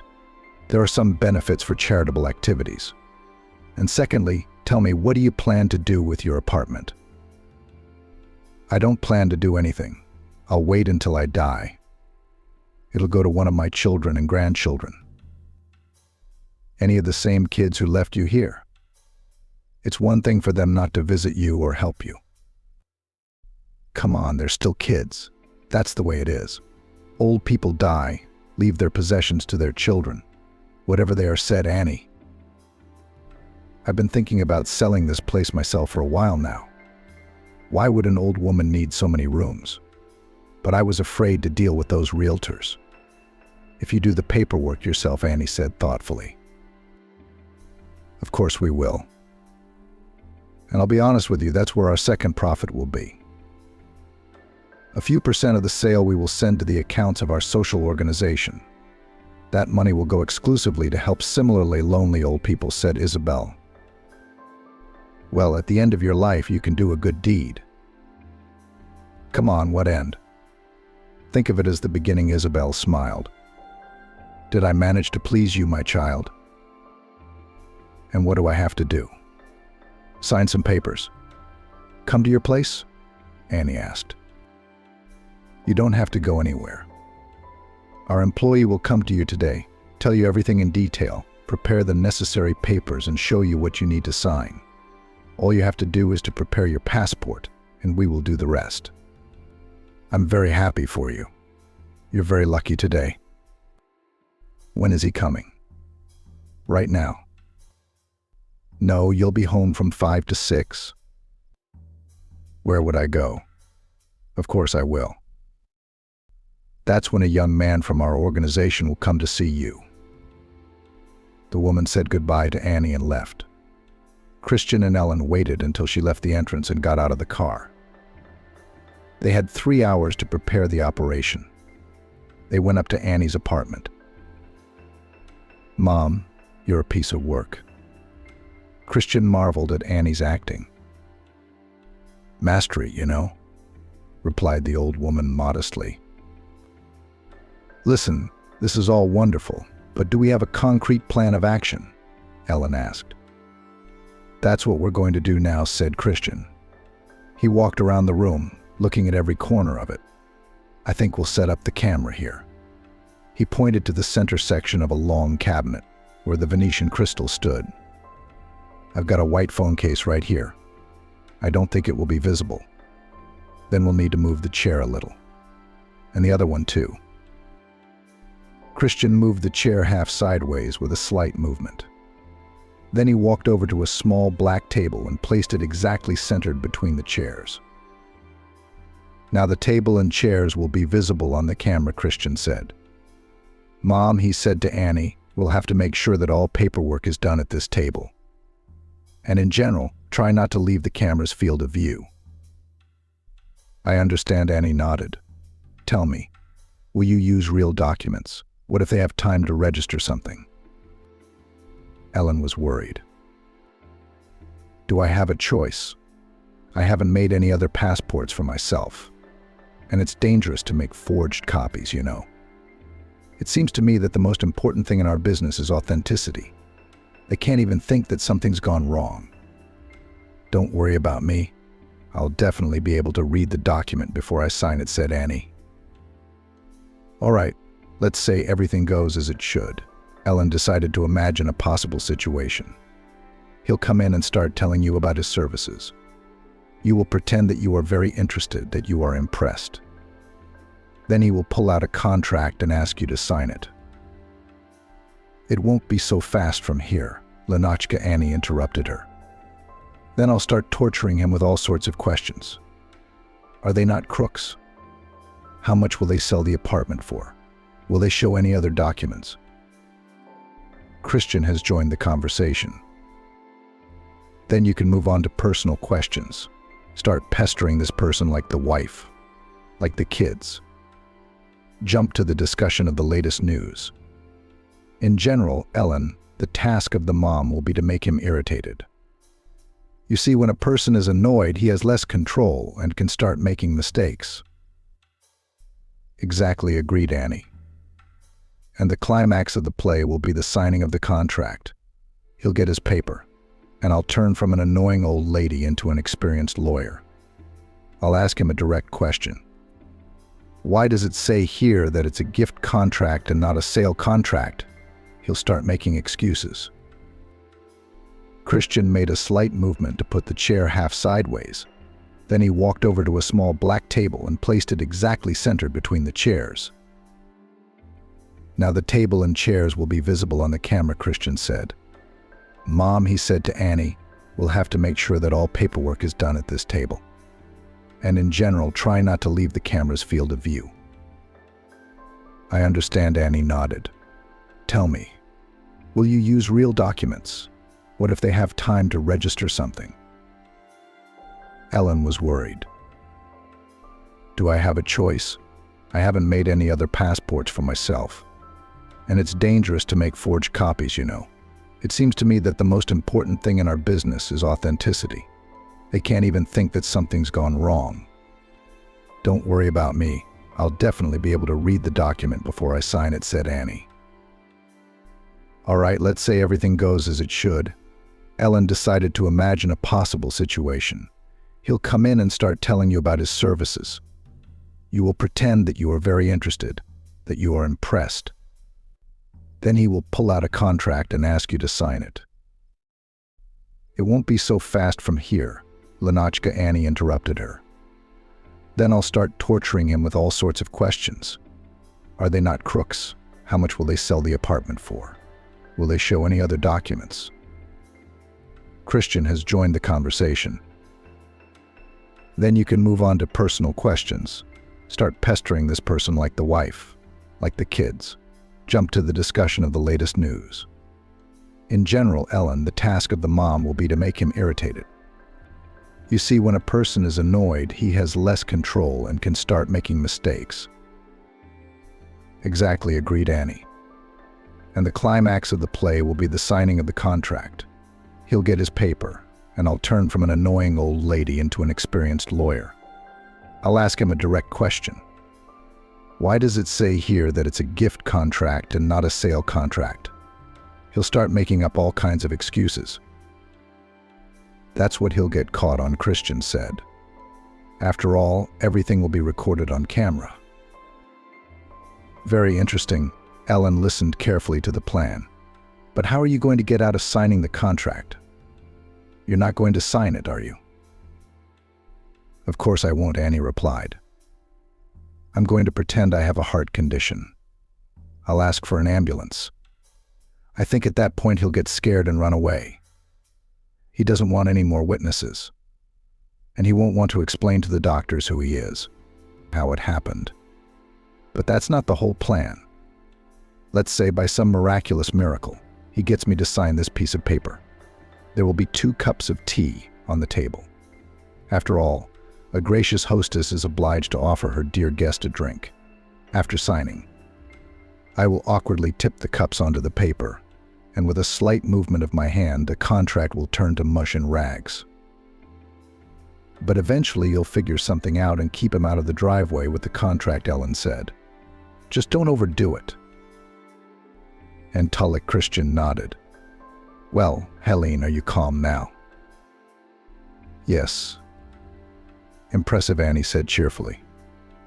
Good.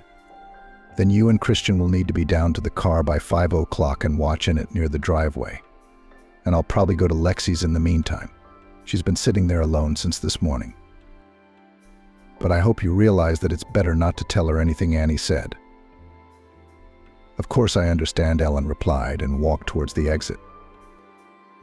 Leaving the driveway, she headed toward Lexi's house. Ellen was filled with conflicting feelings. On the one hand, it was very important and exciting for her to see this through for Lexi's sake. But on the other hand, she was very worried about Annie. At first glance, this older woman gave the impression of a confident person who was not afraid of even meeting with crooks. However, Annie was by no means young. There were too many things that could go wrong in this plan. 10 minutes later, Ellen was already in place. The TV was back on in the room, and Ellen realized that her mother-in-law had recovered a bit from yesterday. "Lexi, how are you feeling?" Ellen asked thoughtfully. "Good, Ellen, why do you ask? But it seemed to me that you were feeling pretty bad about yesterday." Ellen was surprised by her mother-in-law's question. "You know, I don't remember yesterday very well," Lexi said with the same calmness. "What do you mean you don't remember? What about the condo deal?" "No, I remember that. I'll be living in a boarding house soon, Ellen, finally free of me." Maybe Ellen didn't realize what was going on right away. Her mother-in-law had never had a blackout before, not even after a stroke. "You're not dizzy? Is your coordination okay?" "I'm telling you, I'm fine." Ellen went into the kitchen, closed the door tightly, and dialed the number of her mother-in-law's friend. "Hello, Annie. There's something wrong with Lexi. She doesn't remember much about yesterday. It's just bits and pieces. She's just glad she got a place at the boarding school." "What? I thought so," Annie exclaimed. "Lexi couldn't just give up like that. They're putting something in, but it's all the more interesting. How is she feeling overall?" "She seems fine otherwise." "Well, that means I won't die. Don't worry, Ellen, it'll work out." Annie hung up. Ellen became even more worried. Now, the danger to the elderly woman's health was not a perceived danger, but more than real. Ellen could not leave this situation so easily, and, after a little thought, dialed the number of Investigator Swan. "Comrade Captain, hello. It's Ellen. We met this morning." "Yes, you remembered something." The captain recognized Ellen immediately. "No, there's a detail that's come up. Basically, my mother-in-law has been having memory lapses. I've never seen her do that before. I think she was drugged last night." "Okay, this is interesting. Send her to the clinic for a blood test. I'll make arrangements to get it done quickly. But that's not all. The thing is, my mother-in-law's friend Annie and I have decided to, how shall I put it, increase the evidence base. And today the same organization is coming to her to sign a contract, and the whole process will be captured on camera. Of course, this woman will not sign any contracts." "Are you out of your mind?" Swan interrupted Ellen. "What kind of amateur hour is this?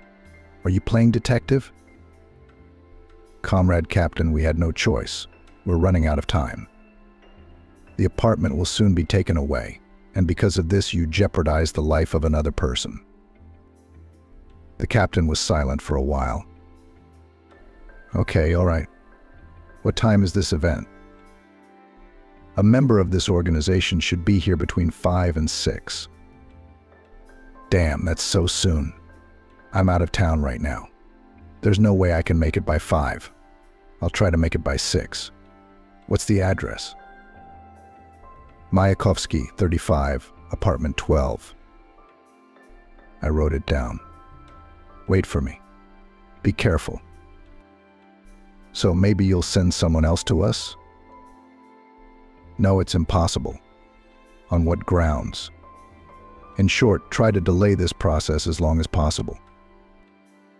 Ellen was a little calmer after that conversation. "Now, Annie, is there any insurance in the form of Investigator Swan?" Ellen looked at the time. The clock read 15. She decided she needed to take Lexi to the lab. If the test results showed that there were some substances in her blood, it would be an ironclad reason for the police to intervene. Without thinking, Ellen hailed a cab and entered the room. "Lexi, remember the district doctor once told about a special blood test for complex diagnosis of anemia?" Ellen decided to latch on to the recent words of the medic who came to her mother-in-law's house. "Of course I remember. It still costs some huge money. I hope you're not going to suggest I get it done? Yes, that's exactly what I'm going to do. But you don't have to pay a lot of money for it. There's a promotion going on right now, free for the elderly. Until what date is the promotion? Till today. May. Ellen knew Lexi wouldn't pass up an opportunity for a free test she didn't really need. 5 minutes later, the cab pulled up and Ellen and her mother-in-law headed to the clinic. There was almost no traffic on a weekend day, and in 15 minutes the car was there. Helene took Lexi to the clinic, put her in a chair in the hallway, and went to the front desk. Very quietly, so that her mother-in-law would not hear anything, she asked, "Hello, where to come for a blood test?" "What kind?" strictly asked the girl. Ellen could not think of a wording for different substances. "Are you what?" from the investigator, did not immediately understand the girl. "You should have said so right away." "We were warned. Go straight down the hall to room 14. Ellen and Lexi reached the lab. "Hey, why isn't there a line for this attraction?" Unprecedented generosity, wondered the mother-in-law. It's Saturday, the last day, and the elderly do not work, so they all went and did it on weekdays. Ellen found this excuse convincing. Luckily for her, the healthcare worker who took the test was silent, and Lexi, surprisingly, didn't ask any unnecessary questions. After a quick analysis, they went out into the hallway to wait for the results. Literally 10 minutes later, the health worker came out and silently held out a piece of paper to Ellen. "But what is it?" Lexi asked. "I can't see anything without my glasses."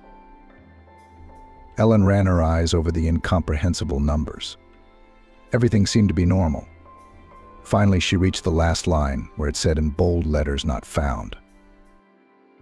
"Yes, everything's perfectly normal," Ellen said. "Come on, I'll call a cab." Ellen didn't know whether to be happy or not.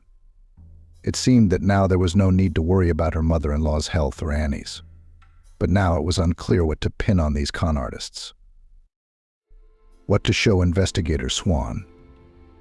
Everything depended on today's operation, which was less than an hour and a half away. The cab made it to Lexi's house just as quickly. Ellen took her mother-in-law to the apartment. "I'm going to call Annie and brag," Lexi said proudly as she walked into the room. "Maybe you shouldn't." Ellen hadn't had time to warn Annie about the examination, and calling her mother-in-law might cause some misunderstanding. She just wouldn't be able to make it, since today was the last day. "Yeah, you're right, you should have called sooner. Why do they give such late notice of their events?" Ellen didn't answer that question, but only warned Lexi that she would have to go out again tonight. "Where do you go so often?" "I always stayed at home on weekends, and you run here and there?" her mother-in-law asked incredulously. "Yes, I just have a friend came from New York. We studied together at the Institute, so I show her our city." "Yes, she will be very interested in our city after New York," Lexi commented wryly. "Well, go on. Don't worry about me. I'll make my own dinner." Ellen was glad her mother-in-law was in a good mood. After waiting another half hour, she packed up and headed to Annie's house. She and Christian had agreed to meet a little before 5. When she reached the house, Ellen saw that Christian was already sitting in the car. He looked very tense. His mother was about to let the crooks into the apartment. Ellen opened the car door and got into the front seat. "What's up? How's Lexi doing?" "My mom told me you called her," Christian asked excitedly. "She's fine. I took her to forensics. They didn't find anything." Christian breathed a sigh of relief. They sat in silence for a couple of minutes before Helene decided to alert her lawyer. "I called the investigator after all. He said he could probably make it by 6. "What?" "But I asked you, Ellen, would it interfere with the whole operation?" "What was I supposed to do?" Was Lexi's life in danger? I had to call to arrange the forensics. I didn't know they wouldn't find anything. I warned Annie, too, Ellen said. Okay, maybe you're right. Christian thought about it. It was already 5 o'clock in the evening. Ellen looked at her cell phone, which was attached to the front of the car. There was a panorama of Annie's living room. The woman was sitting quietly in a chair reading a newspaper. Christian watched the entrance to the driveway carefully. 10 minutes had passed, but no one from the social organization seemed to have gone in there. After waiting another 5 minutes, Ellen decided to break the tense silence. Christian, tell me, I don't know why I even wanted to ask this question. I guess it's important to me. Did you know my husband, Emmett? Ellen wanted to break the awkward pause and could think of nothing better than to talk to Christian about her husband who had passed away a year ago. She knew almost nothing about his friends. She had only seen some of his colleagues at work, and that was it. Of course, we were friends when we were kids. Our parents lived next door to us. Yeah, and my mom still lived next door to each other. And then what happened? Why did you stop hanging out? We grew up, we all became so important, so serious. Everyone's busy with business, families. There was no time for friendship. Well, I guess that's what happens to a lot of people. Then I went to work in Los Angeles, and I only came back here once in a while. I didn't have much contact with anyone here except my mom. It took me a while to find out that Emmett was gone. My mom called only 2 days later, so I didn't even have time to fly to the funeral. How long will you be here now? Ellen asked. No, the law firm where I worked there went bankrupt, and I decided to come back here. I've been in private practice here for 6 months now. I thought LA would be boring, but as you can see, Christian grinned. I'm not bored. It just pays less, but it's cheaper to live here, of course. Yes, we're a lot of fun, Ellen said. My mother used to tell me about you sometimes, by the way. What do you say about me? Christian asked interestedly. Helene was also interested. Yes, she did. The amazing thing is that the daughter-in-law not only did not abandon her mother-in-law, but also began to live and take care of her. Especially since I remember Lexi's bossy personality from childhood. No way. She's all alone. I couldn't do anything else. You're right about the temper, of course. It can be tough. But she's done so much for me and Emmett in her time. I'll be grateful to her for the rest of my life. So I try to ignore her barbs and just do my duty. You have a heart of gold? I can't imagine my ex-wife helping my mom if something happened to me. You know, when Emmett was alive, I couldn't imagine living with Lexi either. Ellen smiled. But as you can see, it's okay. It's tolerable. So you shouldn't be talking about your ex-wife. No, it was clear from the beginning. Christian smiled too. He wanted to continue, but he thought it would be inappropriate to discuss his ex-wife with Helene. You can't determine in advance how a person will behave in a difficult situation. If someone had told each of us 3 days ago what we were going to do now, no one would have believed it. But the way life turned out. I would never have believed that I would be trying to catch criminals, Ellen said. Neither would I. We lawyers tend to be a little on the other side. We're not supposed to catch criminals. We're supposed to defend those suspected of crime. The one person I would certainly never doubt is Annie. She'll come to the aid of anyone, anytime. Yeah, Mom's doing great. She's hanging in there. I'm worried about her youthful enthusiasm, of course. But that's what she lives for. I think without adventure, she'd lose interest in life. You must have gone into it? Christian asked. Lawyering, even in criminal cases, is not an adventurous occupation. I might have gone into it, but I'm a much more free in life, replied Helen. I'm more like my dad, I guess. Mom did not immediately accept my choice to become a lawyer. She kept saying, how can I defend criminals? And what did you say to her? I said what any professional lawyer would say. We're not defending criminals, we're defending justice. A man can be wrongly accused of something he didn't do. That's where we come in. But very often criminals are arrested at the scene of the crime. Do you still fight for these cases? For example, would you defend the people in this office who took Lexi's apartment? You're asking very difficult questions, Ellen Christian replied. I apologize if I said something I shouldn't have. No, it's okay. That's exactly the question I can't answer. Of course, I won't defend these scoundrels. The thing is, I have a personal interest here. After all, these people cheated my dead friend's mom, and they're going to cheat my mom. And when there's a personal interest, we're prohibited by attorney ethics from pursuing this matter. Ellen leaned back in her seat and thought. But not about lawyer ethics, but about Christian. She liked his way of answering questions, his calmness and judgment. She found something in common between Christian and her husband Emmett. And for a few seconds, Ellen even thought she was beginning to like him. But these reflections were interrupted by Christian himself. Helene, look, he said, and pointed toward the entrance. A young man in a suit and a leather bag is standing by the intercom. I think that's our client. Maybe just a neighbor, Ellen suggested, looking at the broadcast from Annie's apartment. In any case, we'll find out now. A few seconds later, they heard the intercom ringing through the phone. Annie got up from her chair and walked out into the hallway. Hello, I represent the social fund to help the lonely, came a voice. Here is the edited text with names and cities replaced. Our employee told us all about you, came a voice from the microphone of the phone in the closet.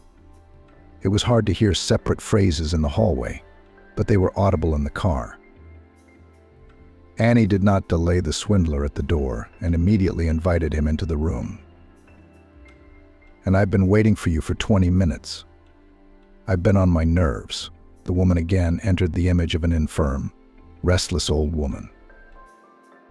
But I'm sorry, I have a lot of things to do. I have to go around and help everyone. The employee explained his delay in a kind tone.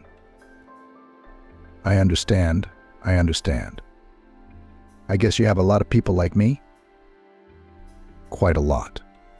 But you can't create a place for everyone in the boarding house, you know. So you're very lucky. I don't know why I'm so lucky, Annie pretended to be confused. Oh, that's right. I didn't even offer you tea, but I will refuse to despair. Annie went into the kitchen. Christian and Helene watched the swindler closely. A simple-looking young man with glasses and slicked-back hair began to look around the apartment. At one point he came close to a cabinet, probably to evaluate a set. Ellen already thought that now he would notice the cell phone with the camera on, and that would be the end of the operation. But no. After looking at the set for 10 seconds, the young man switched his gaze to something else. Here I am. Annie came into the room with a tray with a teapot and 2 cups. What a thoughtful hostess you are. It's a lot of work, the man muttered. But why not take care of such an expensive guest? What did you say your name was? I'm Carl, junior assistant manager. Why are you such a mature man? Just a junior assistant, Annie began to implement her plan to psychologically pressure the con artist. Why not? I'm still a young man. Is that what you think? Youth is a moment, you know. Before you know it, you're old. So you have to work harder. That's what I'm doing. The con man's tone became less kind. Let's get down to business. I need your passport.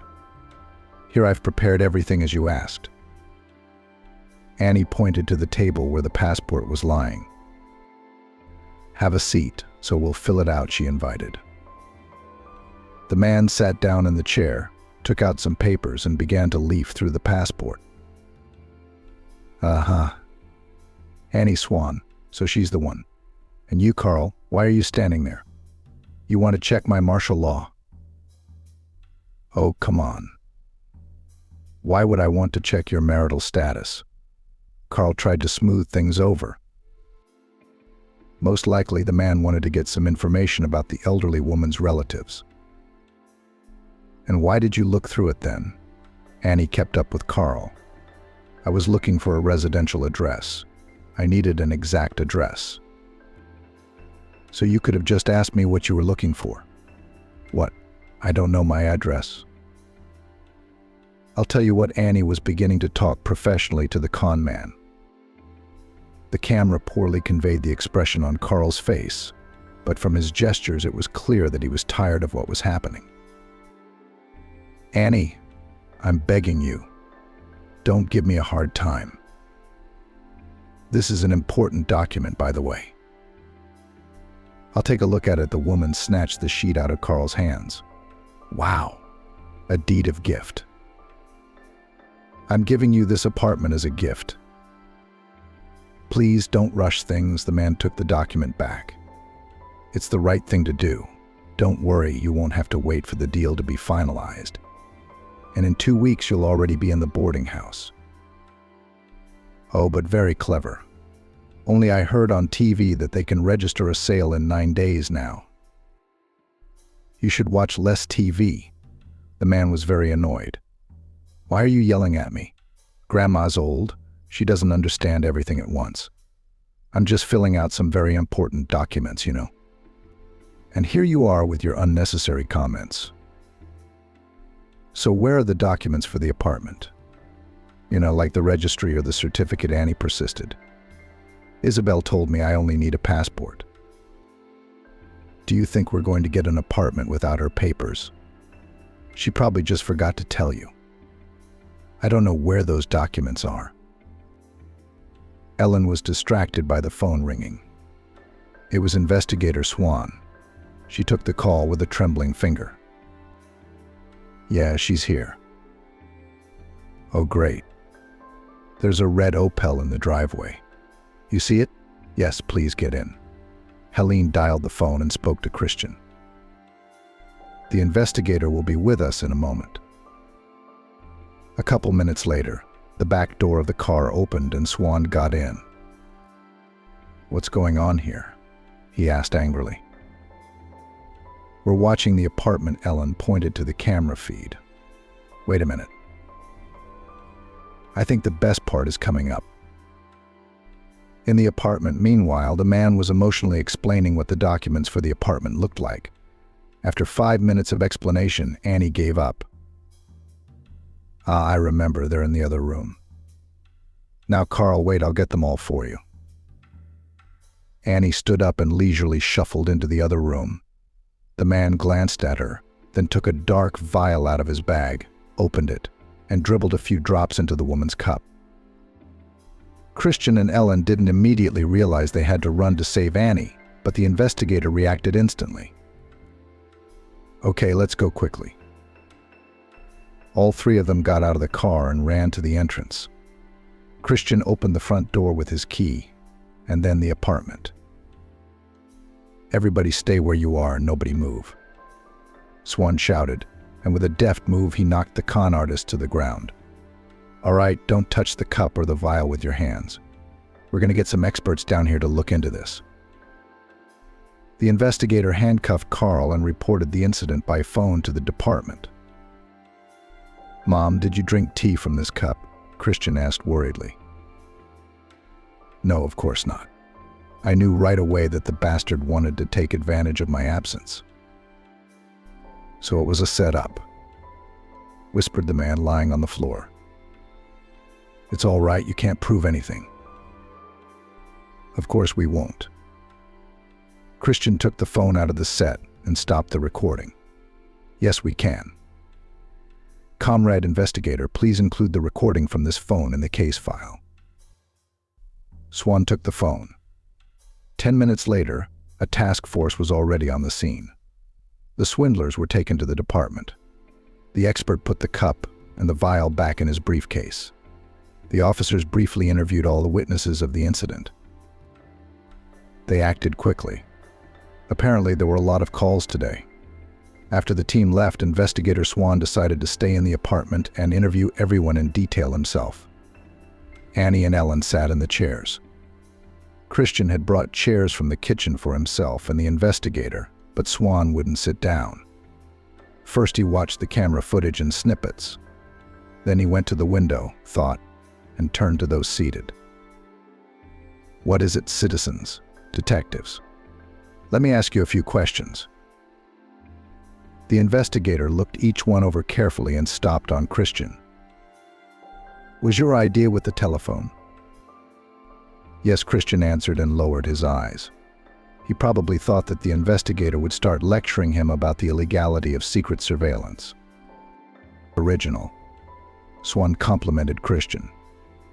"For the first time in my career, I'm proud of the bar. They can't get away with that kind of evidence." Next, he turned his gaze to Annie. "You? How did you even decide to do this? Is it boring to sit idle, Comrade Captain?" Annie answered calmly. "And the fact that they use some substances, I realized from the very beginning." "You're a very brave woman," Swan said in a steady voice. After a moment's silence, he continued with a puzzled expression. "I just cannot understand how, if they use such crude methods, they could not catch them neither in our department nor in other cities. After all, dealing with apartments is one thing. Poisoning the elderly with some unknown crap is another." "I think I know what it is," Ellen said timidly. "They haven't used such crude methods before." "I don't understand why they suddenly decided to use poison in their last two scams," Swan asked. "The thing is, first of all, it's not poison, but some kind of sedative that impairs attention and memory. And secondly, I think they had this vial with them on every deal, just in case, like a plan B. It's just that before that they came across quiet, naive old ladies who were really lonely and unhappy, and were happy for any opportunity to provide themselves a decent old age and help their distant relatives. It was enough to talk to them, to convince them to give the apartment. Therefore, the swindlers did not need to put anything in the tea. Everything happened by itself, but here they ran into an elderly woman first. She must have started questioning and sarcastic behavior from the doorstep. I don't know how she let them in the first place. I think the con artist used a psychological trick," interrupted the girl investigator. "It is unlikely that they began to bully her from the doorstep. Did they say anything about the apartment? About charity, aid, social, state program? But that is, they began to ride on the ears, and when they were already in the apartment, they got down to business." "Well, maybe," agreed the girl. "So they could not cope with the manifestations of the character of an elderly woman for a long time. First, they invented this unfortunate receipt. Apparently, it didn't help. Then the swindlers remembered about the presence of Plan B and somewhere poured the contents of the vial to put this woman's guard down. The actress, with the help of her talent, was able to repeat this situation. First pressurized the man with questions, hurt him with barbs, and she managed to piss him off, because of which he took up the method already tested on that woman." "Bravo." The investigator nodded his head approvingly. "It all fits together now. I began to guess something. When you told me about the fact that before the receipt did not appear in these transactions, on the one hand, I realized that it was the result of the persistence of that woman. And on the other hand, I did not believe that it was possible to get rid of the pressure with one piece of paper." The girl hesitated. "But wait, if everything was as I just told, then why today at the examination in the blood of that woman did not find anything?" "I think that question will be answered by the results of the analysis of the contents of the vial. But in my practice, I've seen such substances, which are eliminated from the body in a few hours. The con artist must have used something from this series." The investigator did not have time to finish his sentence. He was interrupted by a phone call. "Oh yeah? How come? Who was the interrogator? I see. We'll think about it." Swan's face darkened, and he sat back in his chair. "The con man doesn't want to help our investigation," the investigator said. "He's talking and acting on his own. He's never heard of any cooperation." "How could he not?" Annie exclaimed. Why would he say that? He's looking at a much longer sentence. They said he'd get a lighter sentence for cooperating. Yes, I suppose they did, said Swan. He was questioned by a young investigator. His superiors told him to split the cases evenly, so they did. I think these officers had a third contingency plan to act weird. Either they were promised a lot of money, or they were threatened. I don't see any other reason why a small-time con artist would want to incriminate himself. So what do we do now? Ellen asked anxiously. Can't we bring the whole office to justice? It will work. It will work, the investigator reassured her. As far as I understand from your testimony, one of the organizers is a woman named Isabel. If she, of course, gave her real name, she should be detained and arrange a confrontation with the swindler Carl. And on what grounds will you detain her? If this guy is silent? Annie asked. On the basis of your statement. You made an appointment with her first, didn't you? That's grounds. Of course, it's not enough for a trial, but I think she'll tell everything after the first confrontation. Then we'll find all the strings, and we'll be done. The investigator looked at Ellen. And you, I'll ask you to bring your mother-in-law to the station. In principle, it's better for everyone to be there. But it is Lexi who will have to participate in the climax of the confrontation. Isn't it right that the two con men came to her place together? Yes, she told about a young man and a woman. Ellen nodded. Good. So in an hour and a half I expect you at my office. But she doesn't remember much. What am I going to tell her? The main thing she remembers is that it was just the two of them. The details don't matter. Suddenly the investigator's phone rang again. He listened silently, said thank you, and hung up. Well, as I thought, the tea was laced with a sedative, which is quickly eliminated from the body. It's harmless in most cases, the investigator said. He remembered where the phone call had interrupted him. What should I tell my mother-in-law? But think of something. You have a good imagination. All right, time to go to work. We have to find this woman first. The investigator left. Ellen went to Lexi's mother-in-law's house. She had a rough idea of what she was going to say to the old woman. Don't worry, I have some bad news for you, Ellen began. The thing is that yesterday some con artists came to your apartment, but they were caught. So your apartment is not in any danger.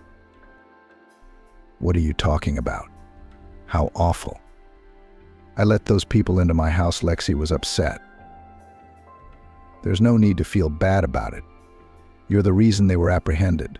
Here are partially not lying. There's no telling how many more elderly, lonely people these crooks would have managed to scam if they hadn't run into you. So what do we do now? Nothing. Everything will stay the same. Except you're going to have to go to the police for a lineup. Lexi was worried at first, but then she calmed down a little. An hour later, Ellen was about to call a cab, but she got a call from Swan. Ellen, the confrontation is canceled today. We haven't been able to find the organizers yet. The office is empty, cleaned out to the last piece of paper, so it's going to have to wait. Ellen warned Lexi not to go anywhere today. Ellen began to worry again. What if the crooks managed to get away? Would the court void the deal? The situation was escalating. First, the employee refused to testify. Now Isabel had run away. Ellen could only hope for the professionalism of law enforcement. The next day, Ellen woke up to a call from the investigator. Everything's fine. She's in custody. She got a bolo on her way out of town. Good thing you got her license plate number. And that she's already been questioned? Yeah, she doesn't know or remember anything either. She refuses to testify. So take your mother-in-law and come down to the station right now. 20 minutes later, Ellen and Lexi were sitting outside the coroner's office. The confrontation had already begun, and they could hear snippets of it in the hallway. So you're saying you don't know this man? The investigator asked questions loudly. And you say that you see this woman for the first time? The con artist refused to answer. Swan tried for another 5 minutes to crack the suspects, but to no avail. Then he went out into the hallway and called Lexi into his office. "Citizen Kalin, please tell me, do you recognize these men?" asked the investigator. "Yes, of course," Lexi answered. "They came to see me 2 days ago, promising me a good old age." Carl and Isabel's faces changed immediately. It was obvious that they realized the failure of all their plans. "Thank you," Swan said. "Sign here, please." The investigator handed the paper and pen to the older woman. "Everyone, please wait," he asked. In the hallway, a pale Lexi. Once again, they sat down in the chairs outside Swan's office. For the first time in the last couple days, Ellen could breathe a sigh of relief. It was finally over. A few minutes later, 2 police officers entered the office and led the criminals out. "Ellen, come in." Swan's voice was heard. Ellen entered the office. Lexi remained sitting in the hallway. "What's up?" Ellen asked anxiously. "Did we crack?" "Yes, great," replied the investigator cheerfully. "But I didn't understand why they went to Lexi's place together." "They always went everywhere together," Swan explained. "The young man did all the dirty work. The woman was just scamming old people for money. They were about to call it quits, probably to another town.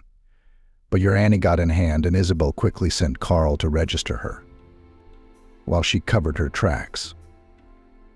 They caught the con man. Isabel thought she was lucky it wasn't the 2 of them. But it wasn't to be. What scoundrels they were. Ellen was outraged. "Yeah, but thanks to you and Lexi, we were able to catch them," Swan summarized. "With this evidence, they'll be gone for at least 10 years. "Well, thank you notes for you, your mother-in-law, and your fellow lawyers," Swan said. "I'll do the paperwork. What about Annie?" "I think we should do something separate for Annie," Ellen replied. "I'll write a report to my superiors about giving her an award and a bonus. After all, she was risking her health. Who knew what was in that vial? So we'll give her the highest honor." Ellen said goodbye to the investigator and walked out into the hallway with Lexi. They went home. The worst was over. As it turned out, all these adventures had a positive effect on Ellen's future relationship with her mother-in-law. Lexi practically stopped pressuring her daughter-in-law and began to communicate with her simply as a good friend.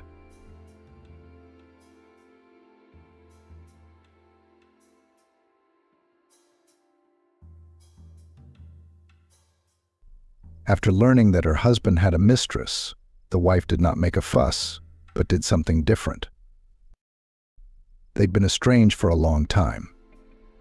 Not anymore. Bridget went to live with her boyfriend, and they were left alone in a huge house, where each could get lost and not see the other.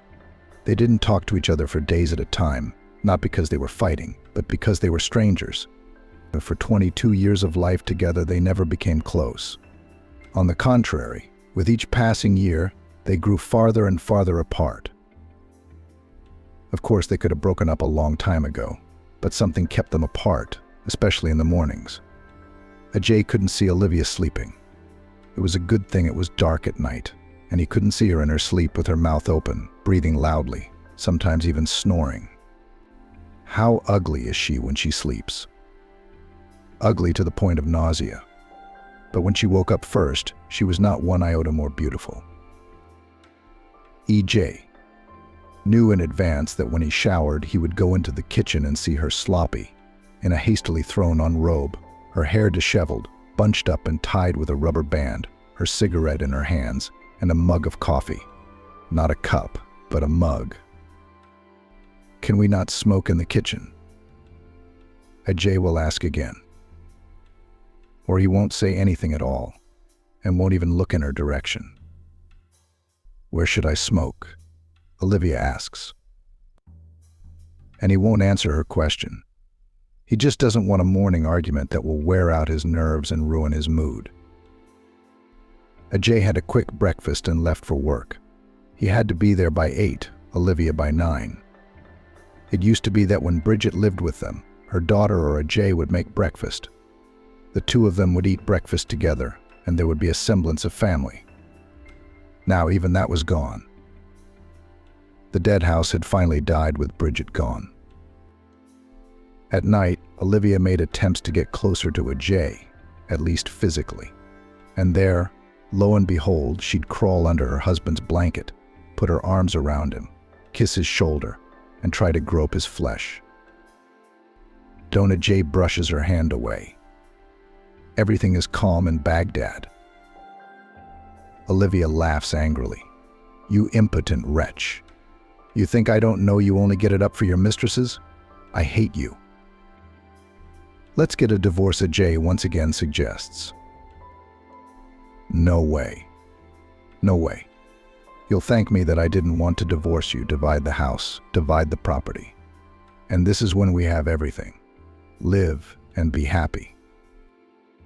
Somehow there's no joy. There's nothing to be happy about, Olivia. And you need to finally realize that. I've been ready for a divorce for a long time. I don't want to fight, Ajay interrupts. I want things to be peaceful so that Bridget can. Shut up. We're going to have grandchildren any day now. And what? You and me? They'll come separately to the cramped apartments we can afford after we divide the property. I wanted to live a selfish life for myself. You were and you still are. You know, the time will come when you won't be able to stop me. Divorce is imminent. It hasn't come yet. What's keeping you? Bridget. I am. I want an amicable divorce. Bridget and Virginia, Ajay thought and smiled.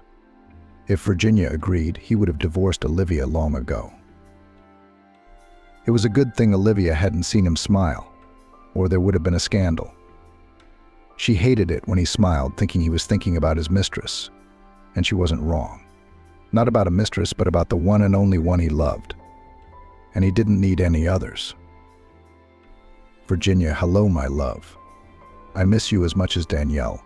Vacation. Freedom. Daniel's doing great. Only 1 B in English. He's going to Grandma's after tomorrow. So you're free, and I'm free. Olivia left for her mother's yesterday. Will you come over? Can you make it? Ajay wrote. Well, I don't know, Virginia smiled to herself. You know what would agree? How many years have they been dating?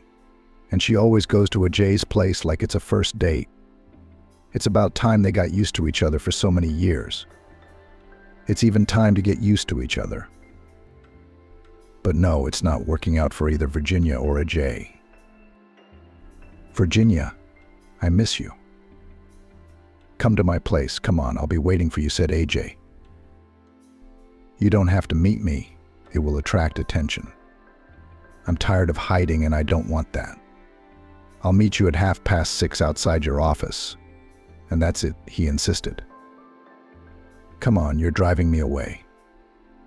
If I wait for you, I'll pass you by, Virginia objected. I'm not kidding, Ajay. I'll walk by like I don't know you. Let's keep it simple. I have to go home after work. Don't forget, besides Daniel, I have a cat named Thomas. And he's waiting for me. I'll take a cab myself. Am I doing your bidding again? Ajay laughed. Well, I guess that's the fate of some men, to wait for their sweethearts. Virginia, life is so short, and we're all waiting for something, he sighed. What are you starting, Ajay? Everything has been said and decided long ago. Everything will be as it is, Virginia said. I love you. I love you. And I'll never stop telling you that, Virginia, he said. Usually men say it before, Virginia joked. You say it after. You're not the right kind of lover. I've always said it, and I'll keep saying it until you get tired of it, Ajay smiled. Don't expect I won't, Virginia smiled back. He saw her smile even in the dark and kissed the corner of her lips. I'm glad I'll wake up with you in the morning. You don't realize how beautiful you are when you sleep. I've been looking at you and looking at you and looking at you. They say when you not only want to fall asleep but also wake up with that person, that's true love. Virginia, you're the one I want to wake up with every morning, Ajay said. You're at it again, Ajay, over and over again. Why doesn't Virginia tell Daniel you're his father? You tell him stories about a father who doesn't exist. And yet you're right there with us, and yet you're far away from us. Who needs that? Virginia, I want to be with you all the time, to take care of you every day. All women dream of that, but you don't. I can see you're worried about a difficult situation, Virginia. And you have serious concerns about how you're going to talk about it and what the repercussions will be for those around you. You know why I can't tell you now. And it's for the best, Virginia said. It's still a deception, no matter how you look at it. You think this deception is your way of keeping my marriage to Olivia alive. It's long gone. You of all people know that. Bridget's an adult with her own life. I don't see how we're going to be able to tell everyone. She asked glumly. Do you have any idea how many people we'd hurt? How many people we'd make unhappy? Olivia, her mother, Bridget, my parents, Daniel. There's no telling who else will be in this line because of the two of us. A lot of people's lives will change. And the fact that I'm sleeping with you, my best friend's husband, and she doesn't know. I'm sure she's complaining to you about how impotent I am, that I have tons of mistresses. Doesn't that change someone's life? Listening to her, you must sympathize.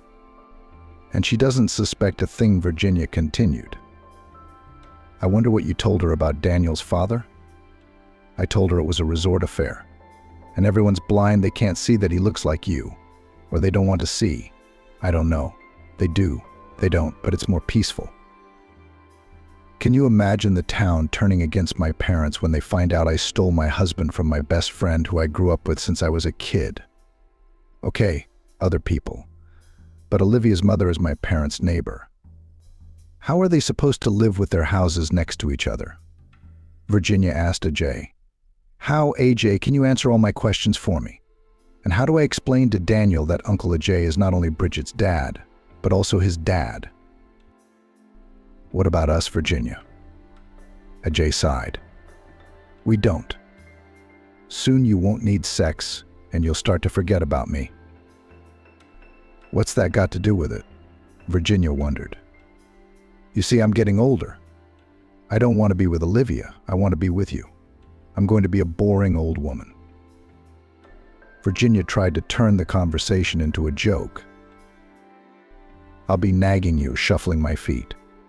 Perhaps I will sing ugly, weak because of my weak voice. Then you'll realize what a mistake you've made, said Virginia. Falling for my charms when you were young. What about Olivia? Does she smoke? Does she drink her coffee? That's the way she's always been. That's the way she'll always be. And if you don't touch her, she won't touch anyone. And I want you to touch me and grumble. And I'd hug you and smile, and you'd stop grumbling, she continued. And tomorrow I'll turn you on your side, and you'd stop singing. And that you'll be ugly, I'll never believe that. You'll always be beautiful to me. All right, AJ, let's make a bet. It's almost morning. Let's do it. I love waking up first and watching you sleep. He kissed her on the temple, and she woke up, reached up and hugged him. Is that what you're doing to me? Ajay smiled and hugged Virginia. I gotta go, Virginia said, trying to get out of his embrace. Olivia is on the first bus to arrive. She told me about it. Do you think she guesses and warned me on purpose? I don't know what she knows or doesn't know. We hardly talk to her, AJ replied. We'll get there in time, he said. AJ put his arms around Virginia and drew her to that height, that flight of feeling, where not only their bodies but their souls join. And right then, Just in that moment, he felt that he and Virginia were one, inseparable. And now Virginia cried out and gratefully embraced Ajay. But the brightness of the orgasm was beginning to fade from the altitude in which they had taken flight. They were returning to everyday life. And now Virginia cried out and her body tensed. But unlike before, her arms didn't wrap around his neck. They slid off his shoulders. Virginia's body shuddered, and her frightened, fixed eyes stared at AJ with a glazed look. And he suddenly realized that she was not breathing. "Virginia, Virginia," shouted Ajay, and began to shake her, trying to bring her back to life. He started CPR, but nothing worked. EJ called an ambulance and tried to breathe life into Virginia until it arrived. "There's an ambulance outside our gate. Do you know who to see?" The first thing Olivia asked when she entered the house. EJ stood at the window and, without turning around at his wife's voice, answered, "To our place." "Who?" "Us." Olivia wondered. Over there, he nodded toward the bedroom. "Virginia's in there." He turned, and Olivia saw that AJ was crying. He wiped the tears from his face with a quick motion and looked at Olivia in silence. She had never seen EJ cry before, and it struck her as much as Virginia and the EMTs in their bedroom. Without a word, Olivia opened the door with a sharp movement and saw her friend's naked body on the floor and the doctors putting some instruments into their cases. "Why is she on the floor?" Olivia asked, shocked. Apparently it was easier for the man to perform CPR that way, the doctor answered and added, "She's dead. The cause of death will be determined by the medical examiner. We've already called there. They'll come for the body soon." "She's dead," Olivia said confusedly as she came out of the bedroom. She slumped into a chair and pulled cigarettes out of her purse with a trembling hand. "I know," AJ answered without turning to look at his wife. There was silence. Ajay was grateful that she wasn't interrogating him right now. He heard the coffee machine turn on. Apparently, a cigarette without coffee was unusual for Olivia. Olivia noisily sipped her coffee and flapped her nose. "Crying?" Ajay wondered. Didn't she understand anything? Olivia was indeed crying. Turning to her, he saw her wiping away her tears and blowing her nose loudly into her handkerchief. "What's going to happen now?" Without looking at her husband, she asked. "I have to meet Daniel tonight. He's there, at Virginia's parents'. I have to tell her parents. Can you do that?" "I can do that. I'll let them know." "Thank you." "For what?" "Thank you for not asking me anything. We'll talk about it later." "There's nothing to talk about," Olivia said. Olivia took a deep breath and said, "If I've been silent all this time, it's not because I'm so stupid that I can't see what's going on. I've seen it all, and I see it all. Is Daniel your son? You don't have to answer that. I already know he's your son. But we'll talk about that later, not now." "Thank you, Olivia," Jay said. The car from the morgue arrived. Virginia's naked body was carried past Ajay and Olivia. "It's over," Olivia said. "She's not coming back here." "Why did you say that, Olivia?" "Why?" Ajay asked. "To make you feel better. We're burying Virginia. You look like you've lost it. Her parents are elderly. We'll have to make the funeral arrangements. They'll probably want to bury her in her home village. I hope you realize no one wants all these juicy details for their own peace of mind. No one wants the truth. Not Virginia's mother, not her parents. And neither do Daniel and Bridget. And I thought it was time Daniel knew I was his father," Ajay said. "Not now. The boy is 11 years old, his mother's dead, and now you're the father." "Not now," Olivia objected. How do we explain that Virginia died in our house? Let's say she didn't know I'd gone to my parents' house and came to see me. She got sick, and while the ambulance was on its way. A doctor again, and a doctor when she's gone. Vika, you understand. I loved her, and I love her, AJ said in a shaky voice. It hurt Olivia to hear it, but she wasn't going to make a scandal. She'd always been strong, and now more than ever, she needed to stand firm, not comfort her flailing husband. Stop being hysterical, Olivia said harshly. Don't you think I should be the one throwing tantrums, not you? You've always been a rock, impenetrable, indifferent. There's nothing feminine about you. Why should I love you? You're like a tank.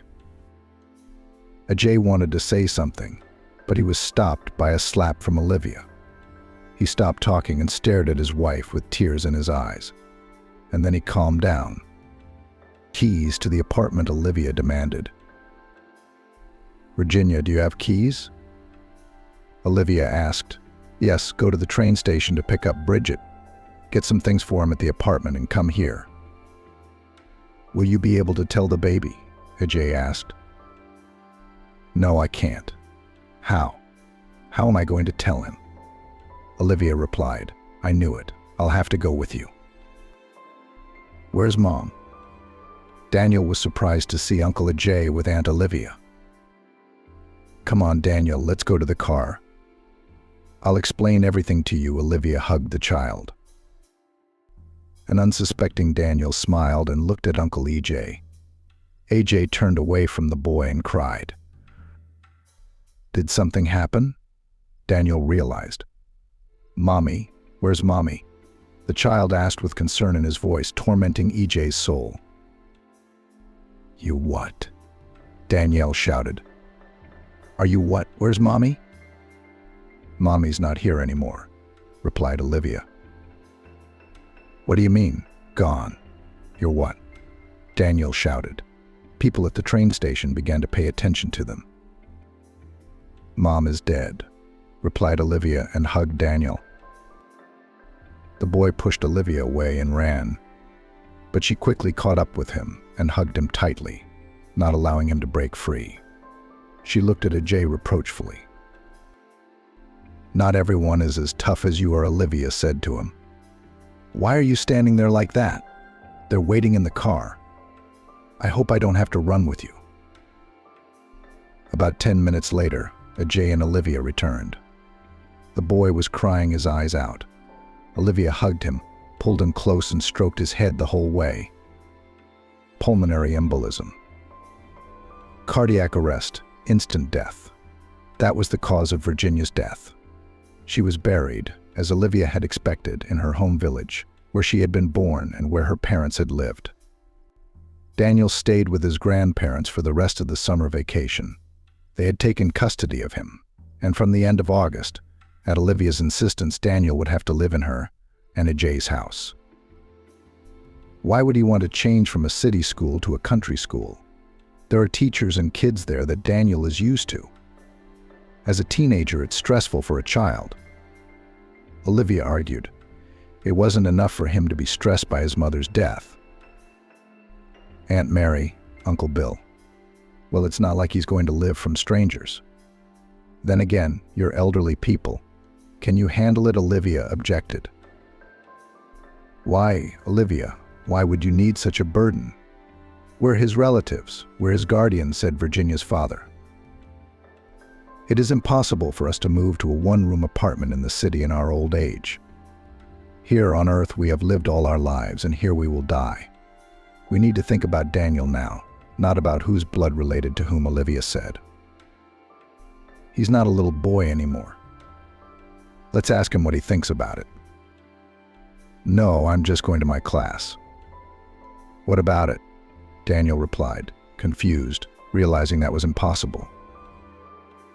Uncle AJ and I want you to live with us, Daniel. Then you can go to your own school and be in your own class. Can we do that? Daniel hesitated.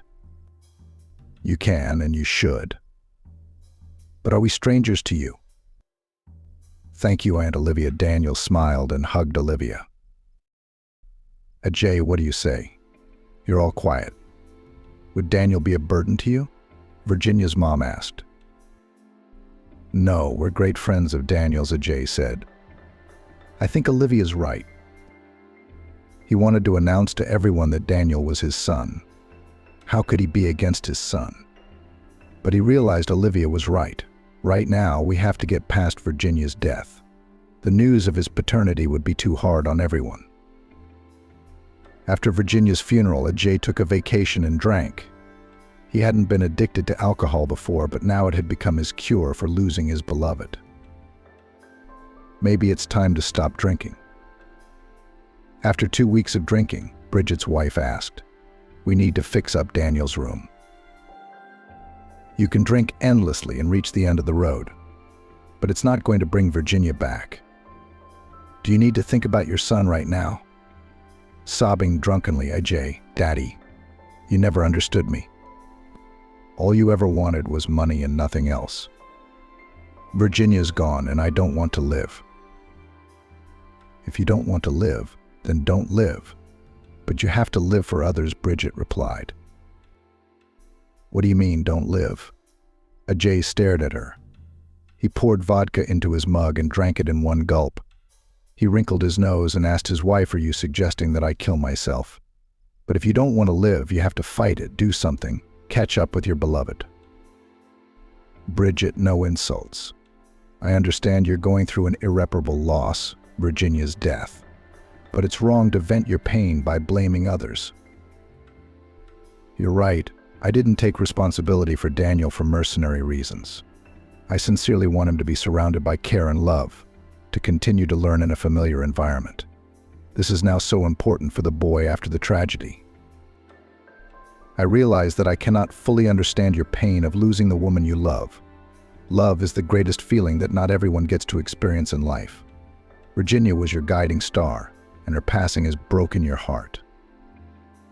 But the hatred and hurtful words against me are misplaced. You and I have traveled a long road together. Yes, our marriage wasn't perfect, but our son Daniel grew up in it. This is not the time for recriminations. Let's put aside past resentments and concentrate on the most important thing, our son, who was left without a mother. He needs our support and care. I say we stop fighting and get together to fix up Daniel's room. We'll renovate, create a cozy environment to make him feel at home. We'll discuss all the details. I'll allocate the necessary funds. For Daniel's sake, let's put aside our differences and join forces. It's already hard enough for the boy. Let's not add to his worries.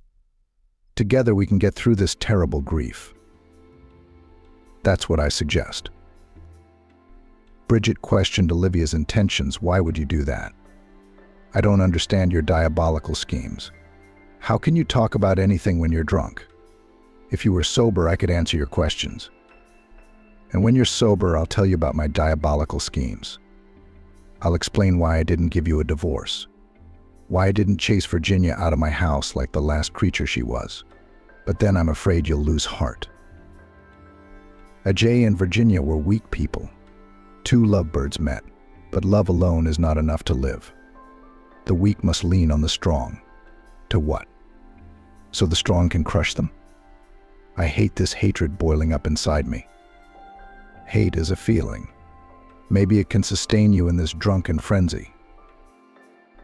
Olivia turned on the coffee maker and lit a cigarette. She had no problem with Daniel's upbringing. Virginia seemed to have raised him right. He'd done well in school, and his teachers had praised him. At home, to Olivia's surprise, he was accustomed to independence. Like Bridget had once been, he didn't need to be reminded to keep his room in order. He was always neat. Virginia had been a perfectionist too. If she did something, she did it to perfection. But in her personal life, she had gotten Olivia's husband, who was far from perfect. But that's exactly how he seemed to Olivia. Maybe Virginia had a different opinion of him. Love is blind or blind to many things. Olivia's eyes weren't blinded by her love for EJ, and she knew he'd never loved her. He'd adored their daughter Bridget, though, for which Olivia was grateful. And until Bridget went to live with her boyfriend, divorce was out of the question. I wonder why he'd want a divorce now, Olivia thought. I mean, she was sure of herself. No, just because she'd slept with a Jay didn't mean she was going to live with him. She loved her parents very much, and as long as they were alive, she wouldn't disturb their peace with a change in her personal life.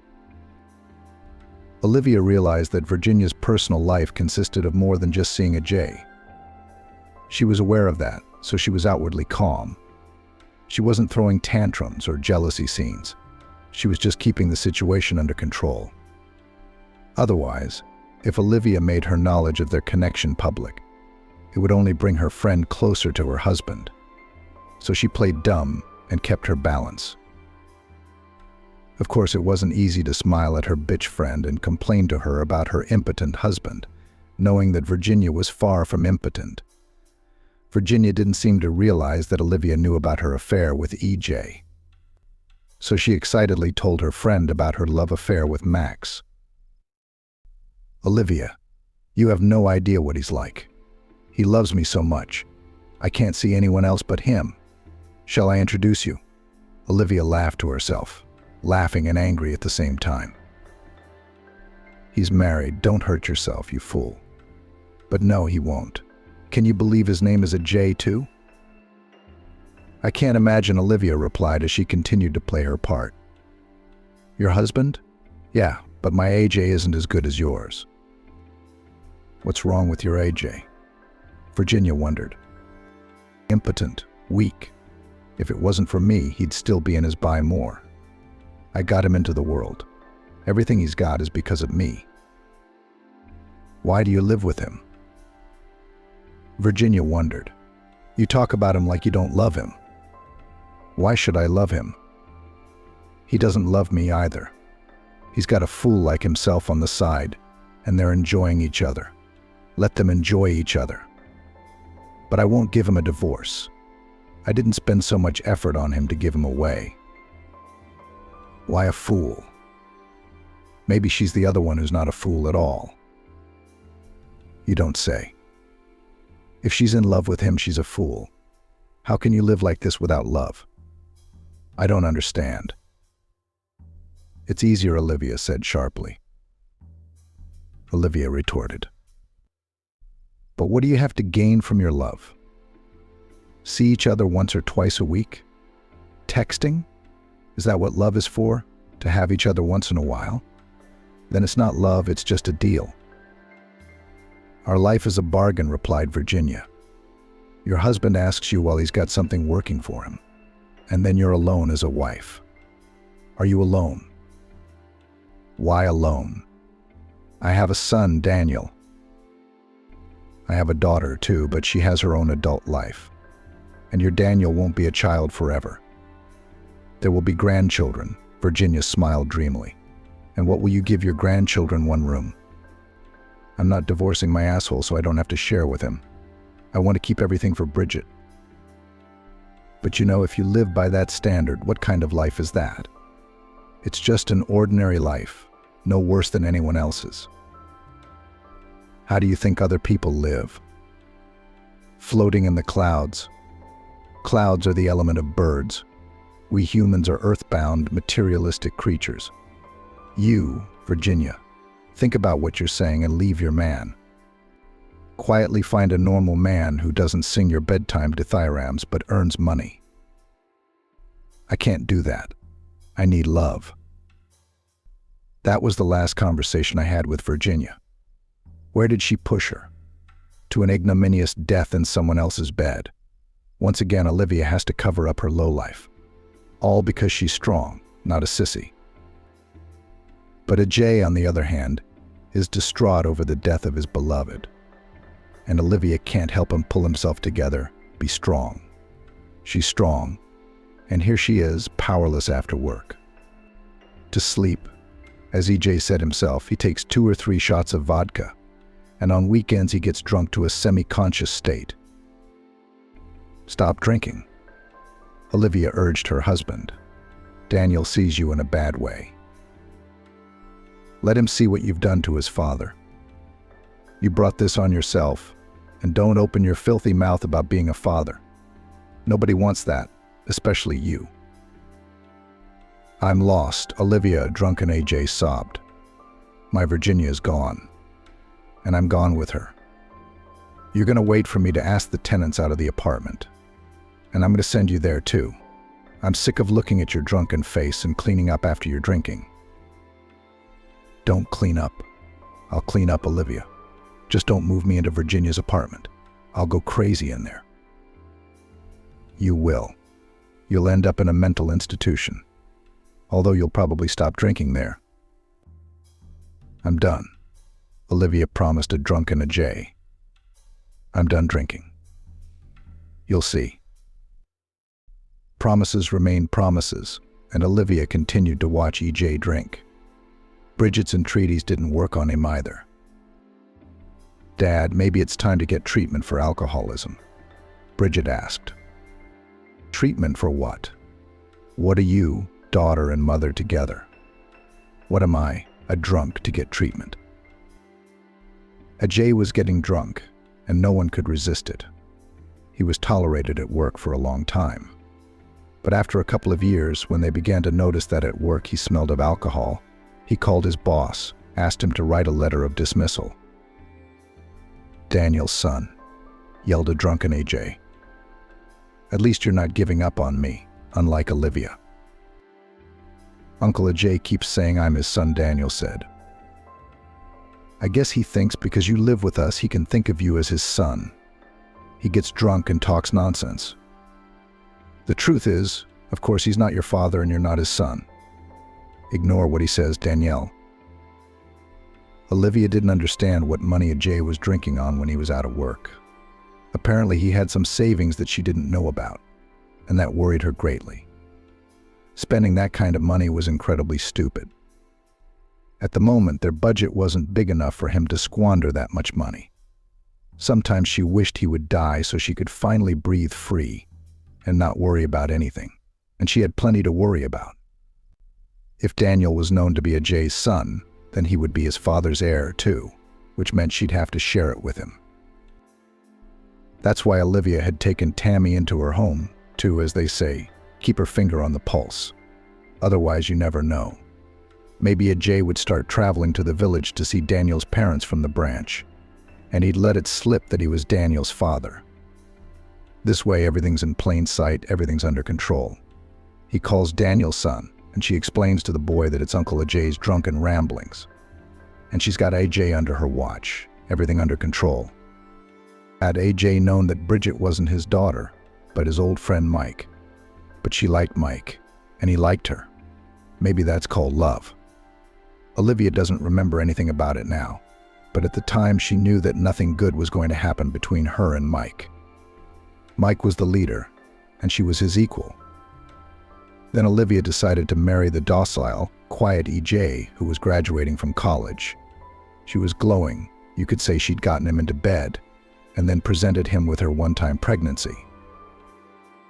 Does that happen? AJ wondered at the time. It was obvious he wasn't thrilled with the news, but he'd never given up on his marriage to Olivia. Not once did he doubt that Bridget was his daughter. Olivia saw that he loved Bridget more than Daniel. It was understandable. He saw her day in and day out, interacted with her, and she loved him. Sometimes it seemed to Olivia, or maybe it didn't even seem like it, that Bridget loved her father more than he loved her. It made her both happy and a little sad. But mostly, of course, it made her happy. It was a good thing Virginia was dead. No one would ever find out. AJ's getting drunker by the day, and no one listens to his drunken ramblings anymore. Well, Virginia's gone, so the secrets will remain secrets. When were Olivia and Virginia real? And there was no AJ standing between them. Olivia stupidly told her that Bridget wasn't AJ's daughter, which she regretted. And when she found out about her husband's affair with her friend, she feared exposure. But Virginia kept quiet. Strangely enough, she didn't. Or maybe she'd just forgotten. Though it's hardly the sort of thing one forgets. But Olivia's secret was gone with her friend, and that was good for her. No, Daniel's presence was a little inconvenient. But it was such a small thing compared to what she would keep. Besides, Daniel provided for her financially the pension, the income from her mother's apartment. Her parents from the village tried to give her some money. And then, when Daniel turns 18, then let him move into his mother's apartment and live independently. By that time, Olivia hoped EJ would have already gone to heaven to his beloved, especially since he was so eager to go to her, so drunk. It's just impossible. That's all. No one to share it with. Everything will be left to her and Bridget. Aunt Olivia, I need to brush up on my English, get a tutor. Is that possible? Or I'm going to get in. A B's ruining the whole picture. I can't do it on my own. I need extra credit. As far as I know, chemistry and biology are important for college, not foreign language. How high do you think they're going? That's where they get in. Do you need the money? I don't think I'm aiming too high. Medicine is my thing. I'll do it on my own, Aunt Olivia, without the money. So you're turning me down?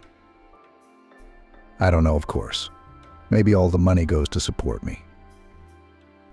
Olivia was silent, wondering how she could refuse Daniel. Excuse me, I'll ask my grandparents, Daniel said, feeling awkward. Is it that there is no money for my son? Ajay intervened in the conversation. He seemed to be sleeping on the couch in the living room, where Olivia was watching TV, and under the influence of the green snake, he seemed to be sound asleep. Turns out he could hear everything. Good for you, son, for striving. You're good. There'll be money. I said it'll come. Ajay gave Olivia an angry look. Lately, Ajay had become aggressive. I guess it was the alcohol, and arguing with a tipsy Ajay was useless. What are you looking at me for? Said Ajay. Dad, don't. I'll ask my grandparents, Daniel said, realizing that he was the cause of an emerging scandal. What grandparents with a living father? And call me father, not dad. Father, that's all you are. Understand, Daniel? Father Daniel answered, confused. Calm down. We were just talking to Dania, discussing the matter. Didn't you hear me say no? Olivia said. Of course, if you have to, Dania. How many classes a week? I think 2 classes of an hour and a half. All right, go on, Danielle, we need to talk to Daddy. Thank you, Olivia. I really need this class. I told you, Ajay said to Olivia. I'm not a dad. I'm Donnie's dad. Okay, fine.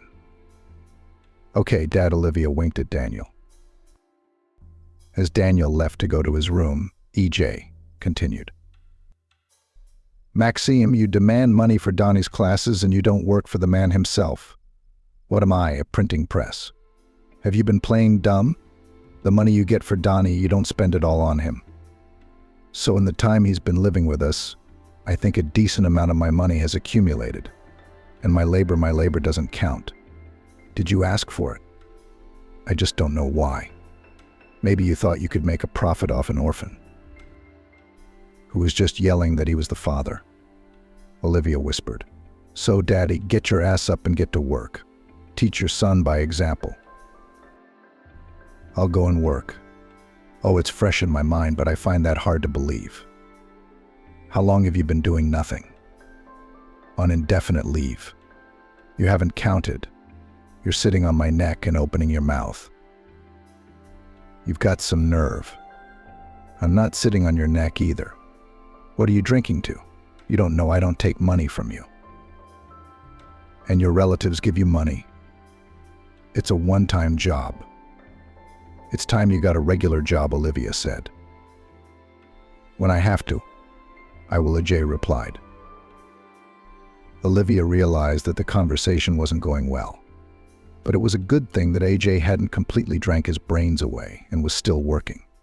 He drank on sprees, and between sprees he made money. He realized that his love of alcohol would not be tolerated at a regular job. So he worked at home, doing term papers for students. And when there were no term papers, he earned money by technical translations. If it weren't for his nerves and alcohol, he could have tutored Daniel in English himself. But no, he couldn't. You have to be able to convey all the linguistic nuances, and that's the prerogative of a teacher, not a technical specialist. When AJ wasn't drinking, he was unbearable. His sullen look, his nagging, especially when Olivia smoked and drank coffee. Whenever he saw Olivia smoking and drinking coffee, he'd start yelling. Sometimes it got to the point where it looked like he was going to hit her.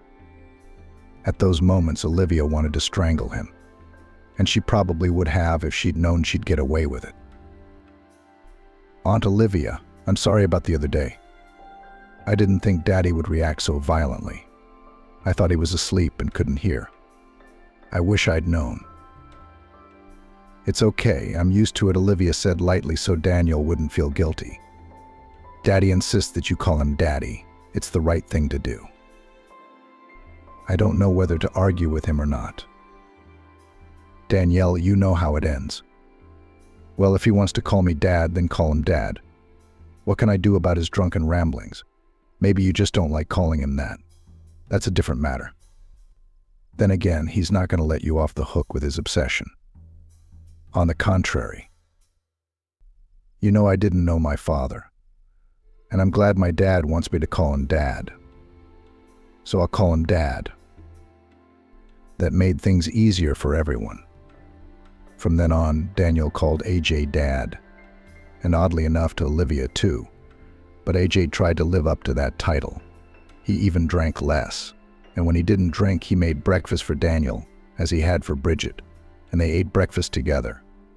AJ seemed motivated to live. And the whole picture was not to Olivia's liking. She was looking forward to the end. And it turned out to be back to the beginning, and maybe soon, very soon, Daniel would find out that he was really E.J.'s son. For now, you can write it off to EJ's drunken ramblings, but how it will turn out from here on out is unknown. But apparently it was enough for AJ that Daniel called him father. For now. And then Daniel went to the academy, which didn't make Olivia very happy. She wished he'd just go back to his apartment. For so many years she'd had to endure the presence of a child, a mistress, a husband. Not everyone would agree to that. She agreed and even called herself auntie, which she regretted more than once. If Daniel hadn't been in their house, maybe by now EJ would have died of drunkenness. But on the contrary, it was as if EJ was rising from the ashes. No, he hadn't stopped drinking, of course, but it was clear that he was struggling with his illness, albeit weakly. Unwilling, weak-willed AJ fought incredibly. And his binges became less frequent and shorter in duration. He even got better and fresher. He was far from dead, Olivia thought, but there was nothing she could do about it. She couldn't poison him like she'd poisoned her husband. Danny, happy birthday, son. You're an adult now, and you're entering adulthood. AJ wept. Don't forget, no matter what happens, we are always with you and will always help you. At the festive table gathered the closest people, Virginia's mother and father, Olivia's mother Bridget, and her husband. For so many years, everyone had gotten used to AJ calling Daniel his son and Daniel AJ his father. Only Olivia won't get used to it. And it's a good thing AJ hasn't completely brain drunk and claimed his true paternity. After all, he does consider the fact that Virginia's parents are still alive and understands that Virginia wouldn't want everyone to know the truth. Honors her memory, Olivia thought. I don't know what I would do without you, Aunt Olivia, without you, Father, without all of you. Thank you for everything. But I can live on my own now. I've made up my mind. I can, Daniel said, seeing his grandmother's frightened look. I can do it. Don't worry about me so much, he smiled at his grandparents. Daniel's right, Olivia said. He's such a self-reliant young man. He came to us, and he knew how to do everything. Thanks to my mom. She taught me everything. Let's drink to Mom, in her memory. Daniel suggested it. She would be happy for me right now and proud of me. A happy memory to Virginia, everyone whispered, except Olivia. They sipped from their glasses and blotted their tears. And I, Danielle, don't agree with you. Moving a J interrupted the silence. What's stopping you from staying here? Have you been unhappy all these years? I'm fine, everyone. Thank you. But as they say, it's time to get used to being on your own. You'll forget us in no time. Saddened a tipsy Ajay. Who am I supposed to make breakfast for? Who am I going to have breakfast with? Olivia, Daniel answered. Ajay looked at Olivia and sighed. Danielle, let me stay with you for a week, clean up, and then I'll take in the tenants, Grandma suggested. I'm going to make repairs in the summer, on vacation, and now just to clean up. Stay, Grandma. Under your careful guidance, I'll put things in order. Are you okay, Grandpa? Permission? Grandma asked. I'll allow it. But only for a week. I need it myself. Grandma smiled, Virginia's father, and everyone laughed. When Daniel came home from class, he found his grandmother with the secretary open and a pile of papers and receipts taken out of it. What's this? Daniel asked. What is it, Daniel? Cried Grandma, raising her eyes to her grandson. Yes, Anushka, these are your old letters. Grandma. So it turns out that AJ is your real father? Daniel asked in a trembling voice. Grandma held out a thick notebook to him with a trembling hand. On the pages were entries made by his mother's hand. This is Mom's diary, Grandma said. Flip through the pages, just as it was written. It appears so, Grandma replied. It's so personal, but you have a right to know the truth, Danielle. You're a big boy. Maybe it's time for everyone to know the truth. Maybe it's not, Grandma said with doubt in her voice. What will happen to everyone when they find out? I can't imagine what will happen to Grandpa. I'm scared. What about Olivia? She raised you for so many years without knowing the truth. What do you think, Danielle? What do we do? I don't know, Grandma. I have no idea, Daniel answered. I'll read the whole diary, and then you and I will decide what to do. You look so pale. How sick are you? Do you need any medicine? I'll take a drink and calm down, and I'll call my grandfather. How he is there, I'll find out, said the grandmother, confused. So it turns out how it was. After reading his mother's diary, Daniel thought, it's not that simple. For obvious reasons, Mom didn't want this to be known. So now what? Should this secret be kept further from my grandmother and me or not? I wonder if my dad knows that my sister didn't know about it before either, judging from my mom's notes. But it's not my secret, and I don't think I should make it public. Who's going to feel better about it? Bridget, Dad, Aunt Olivia, Grandpa. After Mom died, Aunt Olivia became his second mother. It was her choice. So she didn't know that Dad and Mom loved each other and that I was really her husband's son. Because what normal woman would take in the son of her husband's mistress? So if she and Grandma reveal this truth, a lot of good people will suffer. No, we shouldn't do that. Let it go as it is. Life will sort things out. But how he wanted to tell his father the truth, that he knew about their love with his mother, how he wanted his father to know that he, Daniel, knew the truth. Couldn't it be okay to tell his father? Daniel thought. From the lines of the diary, it is clear that my father recognized me as his son. Many questions did not find an answer in Daniel's mind, and he didn't know what the right thing to do was. Between the pages of the diary, he found a photo of his mother and father together. So young and happy they were in the picture. Dad, how much I look like him. I'm just now seeing it, Daniel thought. At first glance, you'd think it was me hugging my mom. Daniel found a suitable photo frame, inserted the picture into it, and set it on his desk. He smiled at the picture of his parents and his thoughts. His mom is gone, but he has his dad, and no one can take that away from him. "Grandma, how is Grandpa without you? Didn't you tell him anything?" Daniel asked. "He only misses me. We were never apart." "And now?" "No, I didn't. What if I had a heart attack and he's alone there?" "Grandma, go to him. There's no reason for you to stay here. You looked at me and realized that I'm quite independent. I'll manage." I understand. But my soul still hurts," sighed Grandma. "Grandma, stop it. Here, sit here." Daniel sat his grandmother down at the dining table, made tea, poured it into cups, cut a loaf, took out butter, cheese, and sausage from the refrigerator. "How am I doing?" Smiling, he asked his grandmother.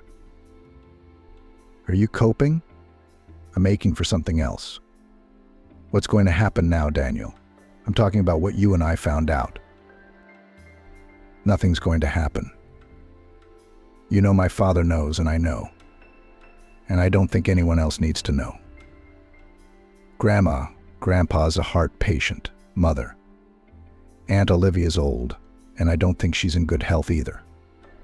And Aunt Olivia herself, what if she finds out? I feel sorry for her. Who's going to be happy or healthy, Grandma? No one." Granny sighed. "You're so young, Daniel. And how wise you are. Virginia would be happy to see you. So no talking?" Silent. Then Daniel agreed. "And Bridget, it turns out, is not a Jay's own daughter." "Do you think he knows that?" Danielle asked. "Maybe he already knows that, Grandma. You and I better stay out of it. It's not our secret anymore." "I don't think so. And I somehow doubt that I, the old me, I may not understand something," replied Grandma. "You said that no one needs such truth. Explain to me, and I agree with you. If I didn't, I might tell someone I shouldn't." Daniel often went to visit his father and Olivia activities. Life and Aunt Olivia didn't like him very much. His father was always happy, even when he was working. He'd put his work aside, set the table, treat him. But Aunt Olivia smoked cigarettes and drank coffee, never sat down at the table with them, and never really kept up a conversation. She'd ask, "How are you?" and that was it. Daniel even felt uncomfortable. He'd lived in their house for so many years, everything was fine. Suddenly it's uncomfortable. "Why are you so glum, Daniel?" his father asked him once as he walked him out the gate of his house. "Are your studies not going well?" "School's fine. You know, Father, when I come to see you in general, I don't feel like Aunt Olivia's happy to see me. It's as if she wants to, but she can't tell me not to come to you. I don't understand. I've lived with you for so many years, and suddenly there's such a change in her attitude toward me." "It's not right for me to discuss my wife with you, son," he said.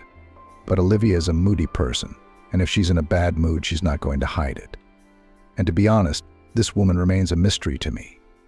In all the years we've been together, I've never really understood her." "In short, Dad, you come to my place," Daniel suggested. "I just moved into Mom's apartment. You've never been to my place. Come on over, because I don't really feel like I'm at your place. I don't really feel, Dad, I feel a little overweight." "What do you think?" "Call me, or I might not be home without a call," Daniel said to his father. "You really haven't been to my place. I'll come and see you." Nothing's changed since Virginia's gone. EJ walked around the apartment as if she'd gone out for a minute and was coming back from her memories. Tears came to Ajay's eyes. To keep Daniel from seeing them, he turned to the table and pretended to look at something there. "Is this the table where you study?" "He wasn't exactly here," Ajay said. His heart jumped and froze. Then it pounded so loudly that even Daniel seemed to hear it. Ajay gently took the photo from the table, brought it almost close to his face, shielding the tears from his son with it, and swallowing the lump in his throat, asked, "Did you know, Daniel? And how did you forget to hide the photo?" Daniel was confused at first, but then thought, that's even better. At least he and his father won't have any misunderstandings. I found out when I moved here. My grandmother was cleaning and found my mom's diary. I got it from the diary. And I didn't tell you. I didn't know whether to speak or not. I mean, the truth could hurt a lot of people. You're right, son. The truth hurts a lot of people, but lies hurt even more, Ajay replied. I'm glad you know.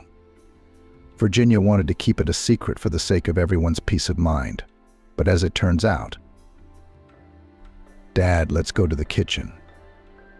I bought a cake. Would you like some tea? I have a terrible sweet tooth like Virginia. She had a sweet tooth too. Come on, we'll have tea. But there's a lot of things we need to talk about. You're an adult. You should know everything. Isn't there anything stronger than tea? Ajay asked. No, Dad, I don't drink. Please don't drink it either, Daniel asked. Ajay suddenly jumped up from his chair and hugged his son tightly. My son, he whispered. I'm sorry for everything. Dad, come on, Dad. Forgive me for what? I have nothing to forgive you for, Daniel answered, hugging his father. Yes, there is, said Ajay. Well, let's go and drink tea. You're kind like your mother. And I was not known for anger. How do you like it, son, stronger? You know I like it strong. I'm sorry I asked for alcohol, Daniel apologized. Sometimes I want to get drunk, go to sleep, and never wake up in pain again. I'm hot tea, Ajay replied. I can't live without your mom. You're the only thing keeping me afloat. But if you loved each other so much, why didn't you live together? I would have left Olivia. I never loved her. Yeah, your mom didn't want that, Ajay sighed. She thought it would hurt a lot of people. She was worried about her parents. How would they take it? Especially since they're neighbors with Olivia's mother. And you realize that now. But Grandma knows now. She found the diary and read it. But we agreed not to tell anyone. We thought the truth would make a lot of people unhappy. Especially Aunt Olivia. That's what Virginia thought, too. Ajay grinned. Olivia? Yeah, she knew all about us, knew and kept quiet. It was to her advantage, he said bitterly. Why? Daniel wondered. How can you stand it? You can't. What about me? How did she put up with me around her for so many years? I have some ideas about that. Olivia's used to being in control, which is why I think you're here. And then she realized that she could hold me back with you. She knew I wouldn't blab to Virginia's memory. You think I don't know that when I asked you to call me father, she chalked it up to my battered brain. In short, Olivia is unpredictable. Well, now your mom's journal has interfered with Olivia's plans besides me. And now you and your grandmother know about it.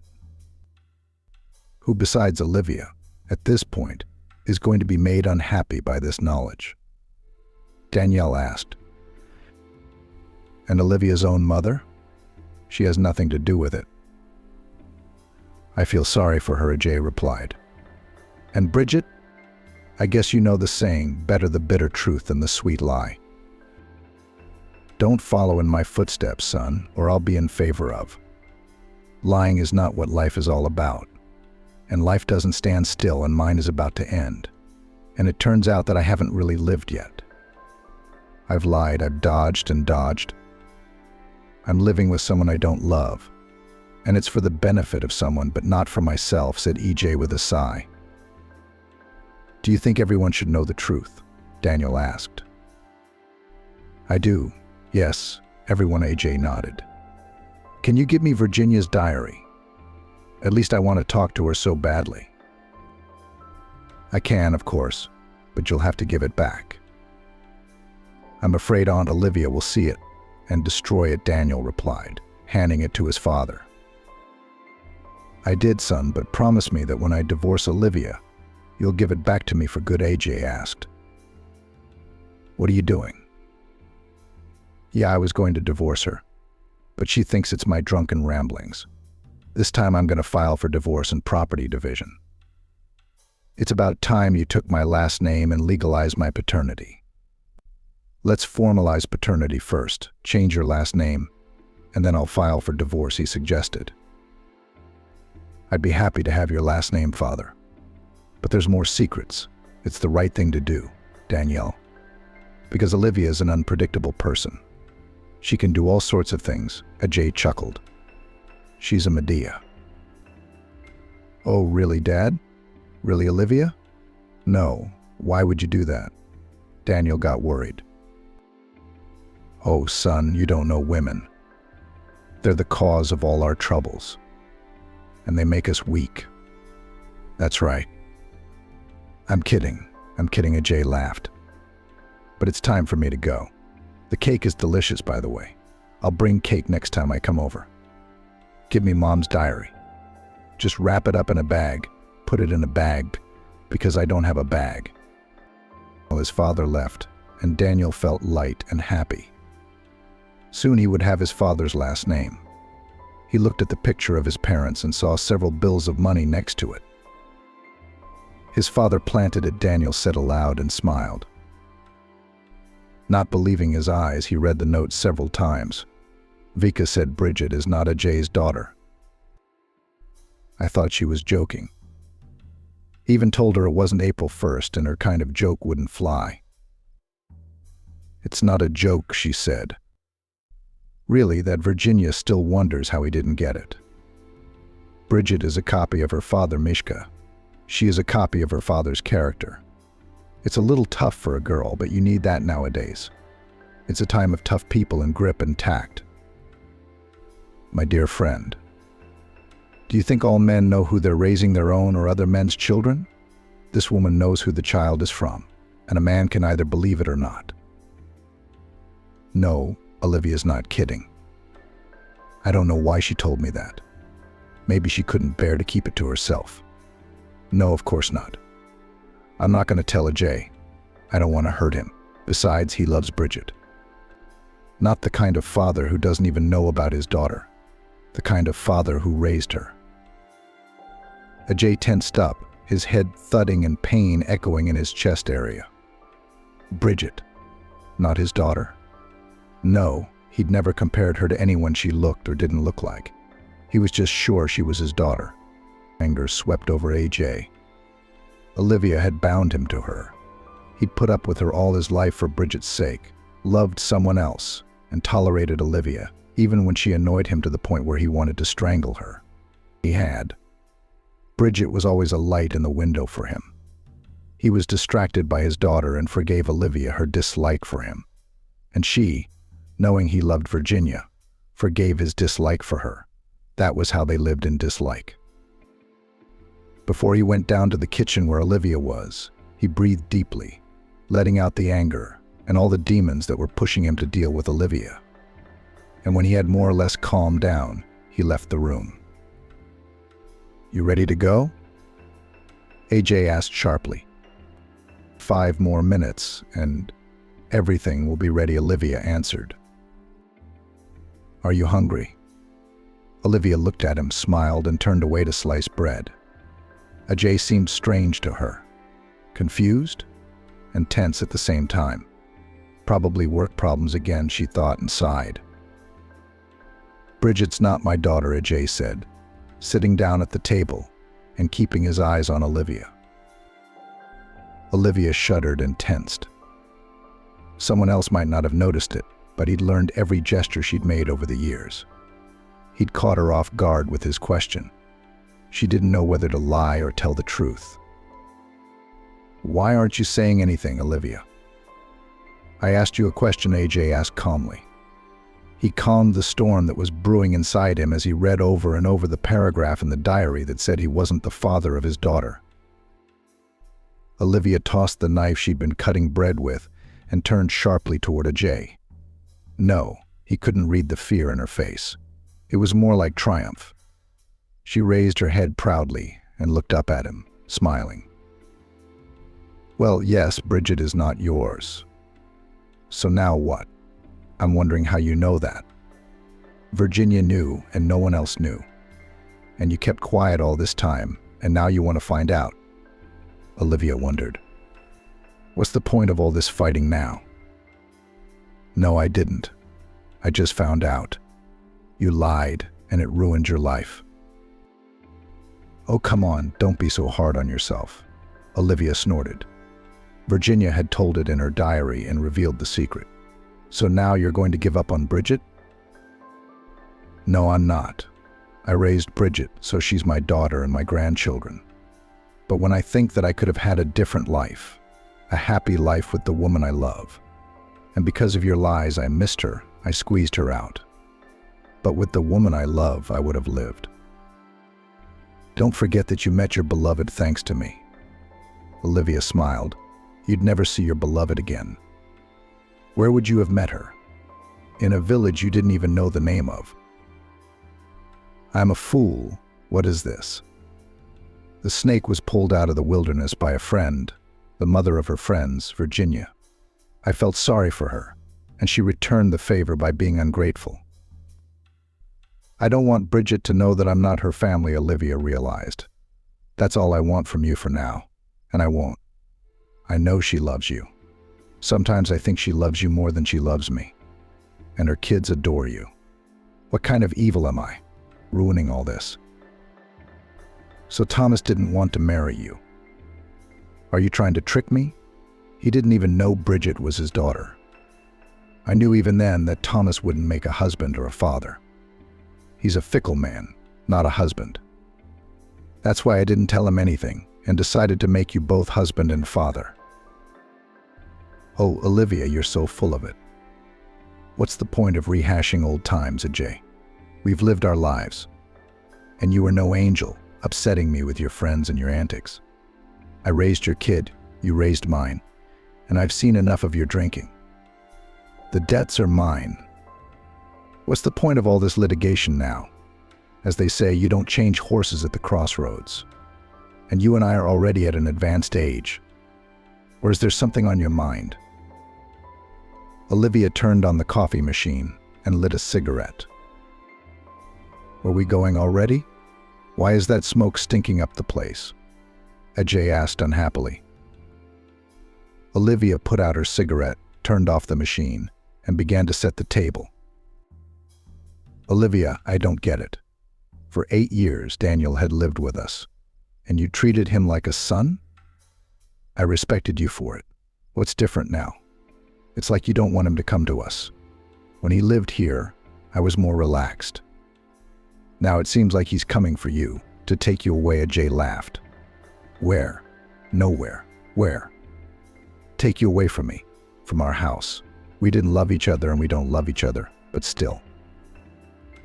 And tell me, do you believe that those who loved in their youth, after living such a long life as you and me, continue to love each other? I don't know. I haven't lived with my beloved, answered Ajay.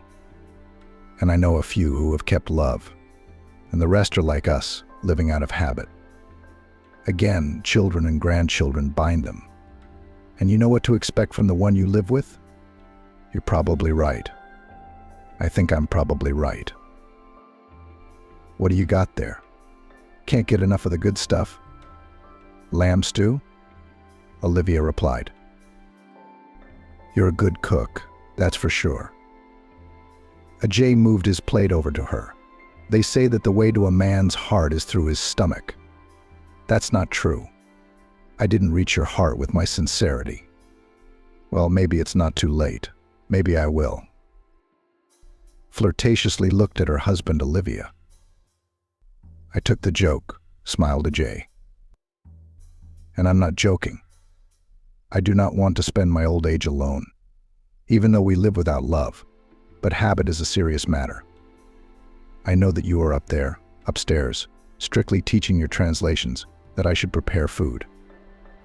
Our grandchildren come and enjoy us, and we enjoy them. If all this is ruined, how can we live again? It's too late, Ajay, it's too late. And you're going to be alone. The kids have their own lives. It'll just be the two of us. Or do you think you'll meet another one like Virginia? You won't. There'll always be new people to compare her to. and she'll make the others pale in comparison. It's a long shot, Ajay. It's not the right age. Think about what I told you. Think hard.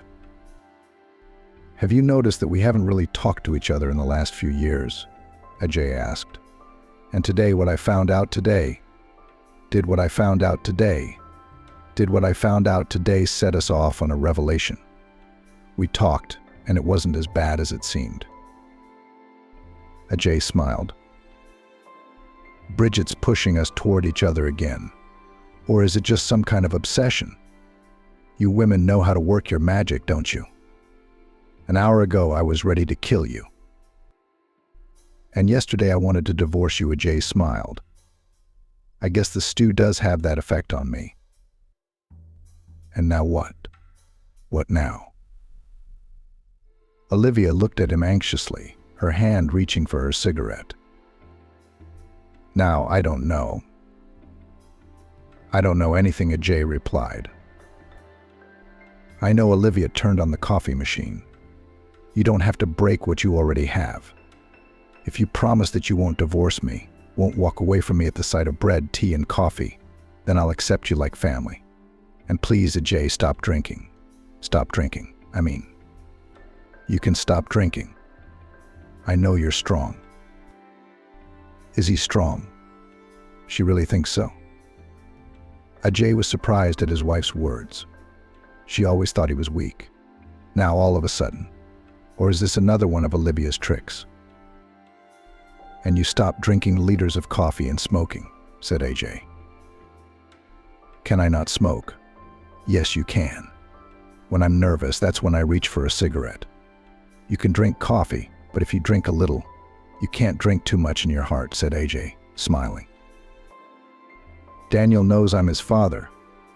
He got it from Virginia's diary, Ajay said. Olivia shuddered. I'm going to give him my last name. I wanted to keep it a secret from you. But you blabbed, Ajay continued. Then everyone will know. Almost everyone knows. Then he'll claim our house. That's right. Bridget is the heiress, and Bridget is our daughter, and Daniel is our son. I don't want to lose the house. Olivia's lips quivered and she cried. I've put so much effort into it. I want to live in it until the end, until my end. I feel it as mine. And the house feels it. I've grown into it. So who's chasing you out of it? You want to divorce me? Which means if anything happens to you, Danielle's going to want a piece of it. My house would be torn apart. Olivia wouldn't stop crying, which means I'd be torn apart. She finished one cigarette, but she should have smoked another. Her hands were shaking, her voice was breaking, and he looked at her, her shoulders were shaking. But on her tired and already not young face, and he felt incredibly sorry for her.